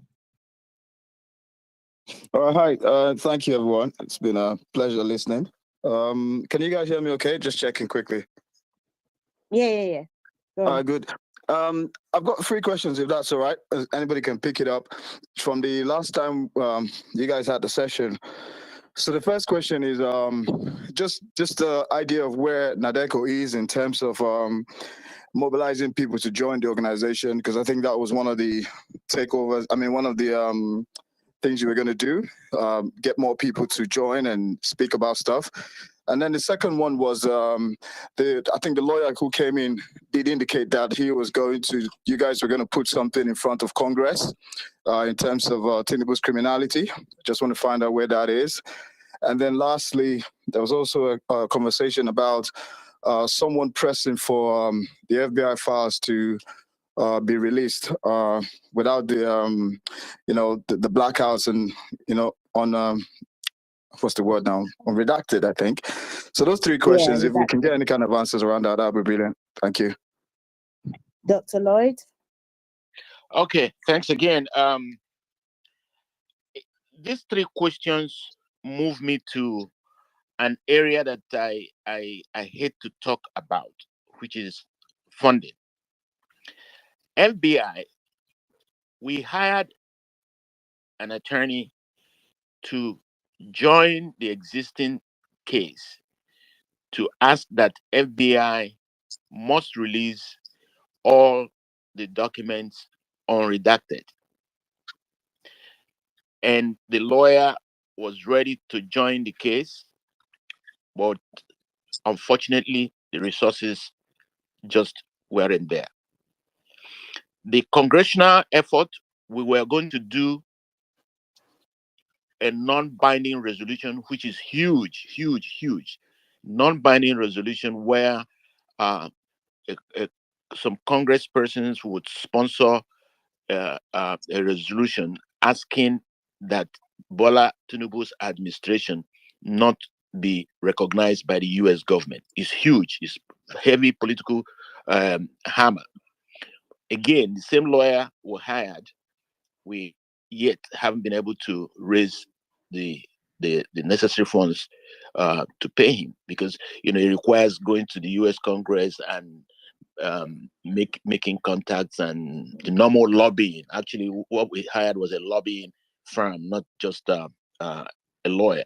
So on those 2 issues, we tried to do, on the third one, mobilizing, we tried to set up a political action committee, which we have just registered. It's called Nigerian American Political Action Committee, Nigerian American PAC.com. We are working on it now. That's more like NADECO doing it self-help rather than hiring a lobbyist. Basically, to organize Nigerians in all the 50 states, Nigerian Americans, to get together and hold a conference in some place, Chicago, Houston, or wherever, where Nigerians will declare that they will no longer vote for any political party or any candidate, Republican or Democrat, who wines and dines with the leadership in Nigeria. Supposed to be a major political tool. We're finally registering with the Federal Electoral Commission. After we register the LLC, then you have to register with the Electoral Commission. We're doing it hands-on. As a matter of fact, I'm doing it by myself rather than hiring someone to register it. So we've just created a website for that, and the registration process is going on. That's so we can attract Nigerians to utilize our voting power to make some differences here, to tell the people that are sending their Secretary of State to Nigeria that if you continue to do this to Nigerians, then Nigerians and bulk would vote against you and your political party. That is supposed to come out very soon, and we're supposed to announce it in a conference in a major city where we have a lot of Nigerians. We're considering a place like Houston or Chicago to launch that Nigerian American Political Action Committee. When that time comes, this platform will be first to know. So that's the only thing we've done now in terms of mobilizing Nigerians.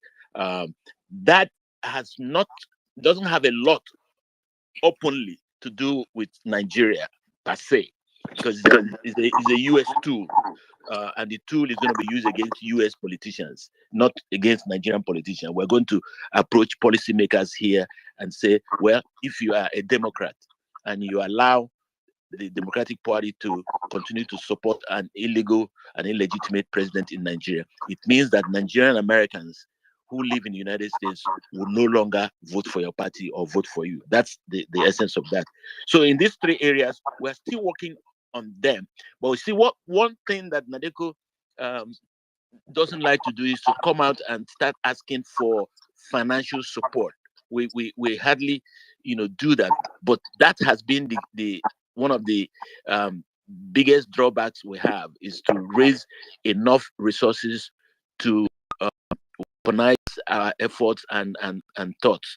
We know what to do on them before, and we can modernize and adapt them to suit the peculiarities and the similarities of today. But we need a lot of resources, and so that's where those items are. Dr. Lloyd, let me just help you with this. When you say resources, I mean, we've been communicating for a while now. So it's about getting, we have a lawyer, the NADECO have a lawyer, international lawyer, and they'll be doing a lot of filing, a lot of documentation. They'll be putting up, filing to court to documentations from the CIA. You need to pay for all these things, and they don't come cheap. So when he says resources, that is what he's referring to. Applying to get certain documents within certain jurisdictions and filing them. And when they file, they want to get a quick response. So always go for the express one, which is even more expensive than the regular one. So they want to do these things effectively. They know what to do. The lawyers are charging them certain amount of money. People are doing this for the betterment of the country. No one is paying anybody for doing it. So it's just a lot of people in the space right now, they've contributed money just to support NADECO. People dropped money to support them with documentation and all that, but we're going up against a giant that understands the fact that it requires money to get this. Can someone mute the mic? I can't barely hear myself.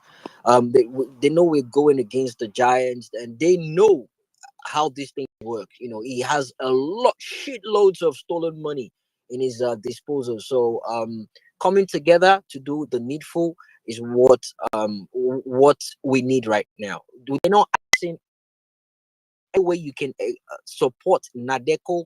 You are welcome to do so. They are doing it for God and for country, and whatever it is you're doing it for God and for country. So that's the reason why we urge people to join NADECO. When you join them, whatever it is they need to do, they carry you along. You know about it, and you know what is being done and where the money is being spent to. That's just what he's trying to say. So people won't think they're asking for money to go and chill out, hang out, and spend time with politicians.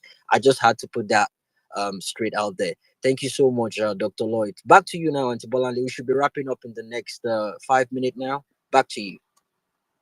Yes. So basically, one of the reasons why we came, we kind of said to NADECO to come back on Spaces, is that we know that there is a large number of Nigerians who want good governance who are on Twitter. We've done wonders from Twitter, shaping the narrative. But NADECO is an old hand at this. They'd have the know-how, and I want to encourage people to join them, right? I've joined so that and me, I'm a strong obedient, so it doesn't stop me from being obedient. It just means that I am making the kind of connection and alliances that I believe will help NADECO do what they did in the 90s, do it now, right? So I'm asking everyone, if you haven't joined NADECO, to consider joining. If you need more information about it, follow Dr. Lloyd, and DM him, ask him questions. You can ask me questions, give me questions, your patients questions, even Baba today and some others, ask us questions, right? I mean, it's like the very idea is that the tentacles of NADECO reaches beyond the United States, also reaches to other places in diaspora, so that we can make those connections that we need to put this government, to basically heat up their asses, if for want of a better expression. Right. Anyway, we've run out of time. Our host has to leave. But let me add to what you just said real quick. And for the record, I'm saying it right in front of everybody here. NADECO has been approached. Okay, they've approached NADECO to bribe them with huge amount of money. They stood their ground. They refused to take it. They're fighting for the country. They can easily collect the money and just go and sit down somewhere. But the dignity in them, the pride in them, the betterment of the country they have in their heart so much made them reject it. They can easily collect money and just compromise, and you won't hear of them. But these are the to me right now, I consider them the last line of the defense we have towards democracy. They're doing every single thing they can to make sure they get the country back on track. Look, we have to do this one way or the other. I don't know if Auntie Bolande still wants to say something, but I need to wrap. Yeah, no, the only thing I would say to wrap up, I mean, I'm going to let Dr. Lloyd give a few closing remarks in a minute. But like I said, the it's on the Jumbotron. If you want to join, follow their handle, look out for information as they push it out. They do a lot of communiques. There's a lot of stuff that we don't see because they don't have the reach, right? So let's help them. Let's help them help us, right? We're all well-meaning Nigerians. We want Nigeria to work, right? So let's support them as much as we can. They will be coming up regularly on Space. It might not be everybody, but at least we'll have full of NADECO executives who will come up and come and speak from time to time. Right. So now, so that we can wrap up the space, I'm going to give Dr. Lloyd 2-3 minutes to just round up, and then we can agree for another space. Perhaps you want to make it monthly or bi-monthly, Dr. Lloyd, just let us know. All right, sir, over to you. Dr. Lloyd, can I just say just 1 minute before the executive director of NADECO wrap it up? But Sister Bolande, just 1 minute. Hello. Yeah. David, yeah, go on. Yeah, I want to say this about funding of NADECO. My brother just talked about that we are not forcing anybody to donate, but I want to say this: we are all in this together, and in Yoruba we said, "Owo ni keke ihinrere," money answers all things, and we are fighting a very strong demons here that is using media to control the narrative. So I'm going to use this word. We are appealing for donation. NADECO need donation. We are appealing. We are not forcing, but we are appealing. And if you want to give NADECO money, you don't want your name to be mentioned, you want it you want to do it anonymously, please, we will do that. NADECO need fund. Even the media, Sister Bolale was talking about reaching out with a large audience. We need money to do that too. Right now, the executive director, is even using his own personal money. Even the chairman of the board of the trustee. Even my humble self, we are using our own personal money. I mean, we are doing our best, but if you can have more money, more funding, we are appealing. So let's use the word appealing. We are not forcing, but we are appealing. We need donation. I rest my case. Dr. Law, you can go ahead, sir. Okay, let me again thank all of you, but most importantly, let me thank Ms. Bolanle. She's been very, very, very, very, very helpful. Jimmy, I can't thank him enough. Patience, I can't thank her enough. I thank the three of you for putting this fantastic conversation together. And I thank the listeners. And I said it earlier that this generation is the generation of people listening is the generation that will solve Nigeria's problem. I'm not mincing words, I'm not making it up. I was general counsel for NADECO from 1995. I'm 70 now. So when you look at that, I was probably in my late 30s then. 30 years after, I'm still doing the same thing. So it's something that is very pathetic. At the time I was doing it, I was, your age. As Badamasi said, he's in the 50s. So at that time, he was probably in his late 20s. So I think that this generation, I take particular interest in this generation. You guys, these listeners. And recently, Bajabia Miller was talking about regulating the social media. And it's because of you that he wants to regulate the social media, not because of me. He knows I'm not too much into social. It's you. He knows that you guys can repossess Nigeria. And the social media will be a very big tool that this generation needs to repossess Nigeria. And that's why he has touched that side very quickly. It's like somebody who has,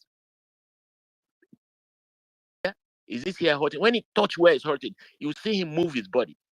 But Jabir Miller has moved his body as far as social media is concerned because he knows that's where their downfall is coming. Nigerians did well. I hate it when people say, well, you guys didn't vote for the right person, you should suffer. No. Nigerians voted who they wanted. But Tinubu came and screwed the whole thing up with money, Supreme Court and all of that. It wasn't the fault of Nigerians. So I feel very bad when I hear people make that argument. Well, you get what you're getting. You didn't. No, that was not the case. So we must come together. We've missed many opportunities to revolt and reclaim our system. Each time such opportunities came up, we moved on. This last opportunity now wasn't put together by us. It was put together by Tinubu's misadministration and maladministration and inaction and actions. So that's why I say, unfortunately, he's the one causing the trouble for himself. This government is going to fall. It's just a matter of time. Just tell me how it's not going to fall. It's falling. And one way of knowing when it's about to fall is when these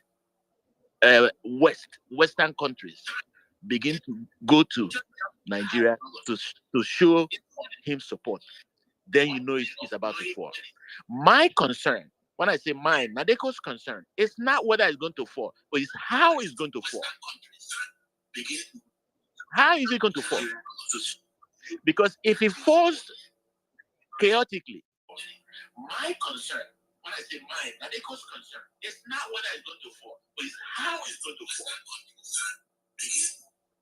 Dr. Lloyd, on mute. Continue speaking. I had to. Somebody. Oh, okay. Yeah, sorry. Okay, so you lost my fiery points already. Your concern. I said, my concern, NADECO's concern, is not whether Tinubu is going to fail. He has already failed. He has failed. When a governor of a major state now comes out and tells people to go to a restaurant to eat and that the government will pay, that government has failed. Government has failed. When they start chasing people selling dollars on the street, they have failed. They forgot about CBN, but they're chasing people who are selling dollars. They failed. It's like chasing people selling recharge card on the street when MTN increases, their price. So, like I said, our concern here in NADECO is a day after. How is it going to collapse? So Nigerians need to develop various scenarios, possible scenarios of this falling of Nigeria, of Tinubu, so that we can get ready, so that it's not like somebody will come again as they did in 1998 and tell us, well, there's crisis in Nigeria. The United Nations is going to work with this group and that group, and let's put in an interim government in Nigeria so that we can have a new election. They will take charge again. Meanwhile, they were the architect of the problem we're having now. America could have taken a position that would have solved this crisis in Nigeria. But instead, they chose someone that they could blackmail to take a fight against Niger. They could blackmail to take a fight against Burkina Faso, against Mali. That's why they have him there. ECOWAS is destroyed because the US government wants to take the shame out of their administration for allowing a military group in Niger to push out their stooge. So the point now is Nigerians, we need to come together. We need to come together. And after this conference, I'm going to call a few individuals that spoke in some direction to have a close meeting so that we can sit down and see how we can take a very good advantage of this opportunity. Again, this is the last opportunity because the government is on a free fall. It's been dropped from the mountain. It's falling now. Nothing stops it from falling. It's going to collapse, just very soon. So please, let's continue to push and make this fall very soft, so that when it falls, we receive it and reclaim our country and do exactly what needs to be done. Whether this country is going to, this administration is going to fail, is no longer an issue. It's failing. NADECO has said that it's failing, and we know that it's failing because there are indices, there are indicators all over the place for a government that is about to fail. When people can no longer eat, feed, government has failed. When people are not secure, government has failed. And they are not able to put the relationship between insecurity and food insecurity. If they can't do that, then it means they don't know what they're doing. There's a direct relationship between that. When farmers cannot go to farm, they cannot produce, and then you won't have food on the market. And then you're asking people not to sell food to certain people so you can conserve the food for a particular state that produces it. That's nonsense. That's baloney as far as I'm concerned. So again, my appreciation goes to you all. I want us to support NADECO in any way, technically or any way, so that we can move this group forward and repossess Nigeria from the state capture that has taken place. Okay. Thank you, and God bless all of you. Thank you so much, sir. God bless you too, sir. Thank you. I know you are waiting for me to end. I'm really out of time, but I'm just going to do the national. Jimmy, one second. Jimmy, I beg, no vex. One quickly. I want to thank Njenje Media, who has been live streaming the space on YouTube, and Violent Radio, who have also been live streaming it on the radio. Please follow these people. Follow Mazi. Follow him. He's on the listener section. If you follow him, follow everyone on the stage. And if you're somebody who hosts spaces, invite Dr. Lloyd or Dr. Emmanuel or Comrade David NADECO. Invite them to your spaces. Let's hear from them a bit more. You know, they are the generation who've chased out the military. Let them help us chase out this illegitimate government. Back to you.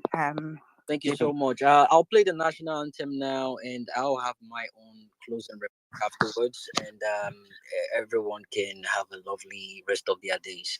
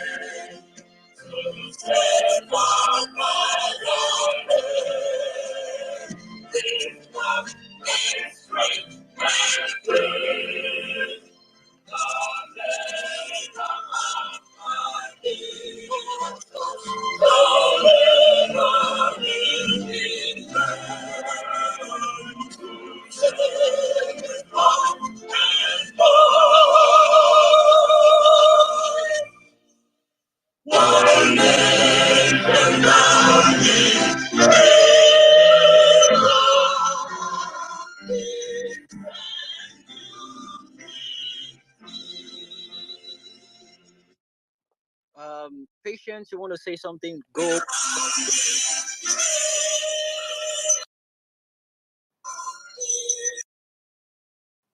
There is an echo coming from your background. I'm not sure what that is, but really, it's giving a very nasty feedback. But anyway, I will just proceed with my speech. All right, as I always say, I pledge to Nigeria, my country, to be faithful, loyal, and honest, to serve Nigeria with all my strength, to defend our unity, and uphold our honor and glory. So help me God. I just said it now. I pledge to Nigeria, my country, not to my tribe, not to my religion. You see, corruption is authority plus monopoly minus transparency. We need to know that. And hypocrisy, my friend, is the audacity to preach integrity from a den of corruption. Without moral compass, the human mind will justify anything. People, you know we are on a battle, we are on the field, we are on a match to getting our country back. The only people who are mad for you or mad at you for not speaking the truth are people living in lies. If the government, illegitimate government of Nigeria, if they want to fight, we will bring them war. Good people do not need the laws to tell them to act responsibly, while the bad people will just find a way around the laws. We have a country to save. There is nothing more dangerous. There is nothing as dangerous as a menace to civilization and government of incompetent, corrupt, or vile men. My lovely people, I realize why corruption is used by politicians to do nothing to improve the quality of public schools, education, and good hospitalities for the people. They know when the people are well, when the people are educated, they will revolt against them. Well, a lot of us are well-to-do, a lot of us are educated, and a lot of us are well. Behind every corrupt politician, there are 10 to 20 corrupt businessmen. Ours is not like that. You see, a wise man once said, hate has 4-letter words, so does love. Enemies has 7-letter words, so does friends. Lying has 5-letter words, so what does truth? Cry has 3 words, so does joy. Negativity has 10 words, so does positivity. Life has 2 sides. Choose the better side. As I always say to my lovely obedience, I am on the right side of history. So are you, as long as you're well-meaning Nigeria and you're willing for the betterment of that country. Thanks for joining the space. Auntie Bolani, God bless you. Uncle Tude Badamosi, God bless you. Thank you. Well seen, Vega. Thanks for joining. NADECO, God bless you. Oxley, thank you. Unle Phillips, I see you. Amara, I see you. Elvis, Swavi, Lady Bells, God bless you for your support as always. Field General, God bless you. I see you, my lovely sister. So as Spotlight, JP, Omega X, Sweet Angels, Anka Dede, Gregory, Honorable Wada, Lady Liberty, Mazi Eze, I see you. Perfect. Oluwawumi, Patience, Mary White, Joyful Soul, Eltis Wells, Matai, Pat, Olade, Wake Up, DKZ, I see you, my lovely people. Julius, I see you. Maureen, Sam, Oluwada Milari, I see you. Dr. Talabi, Big C. Oh my goodness, I see all the lovely people in the building. Dr. T, I see you. Dolako, Emia Saddam, God bless you. Well, many Nigerians. Jerry, happy birthday, my lovely sister. Dr. Olu Gladzi, Oluwamayowa, Rita Yings, I see every single one of you. God bless us all. We want a single country back in whole, and we will get it on God. We're doing this for God and for country. We're doing this for God and for country. Thank you for joining the space. Good morning, good afternoon, good night, wherever you might be spacing from. Thank you. God bless you. We see you another time. Bye-bye.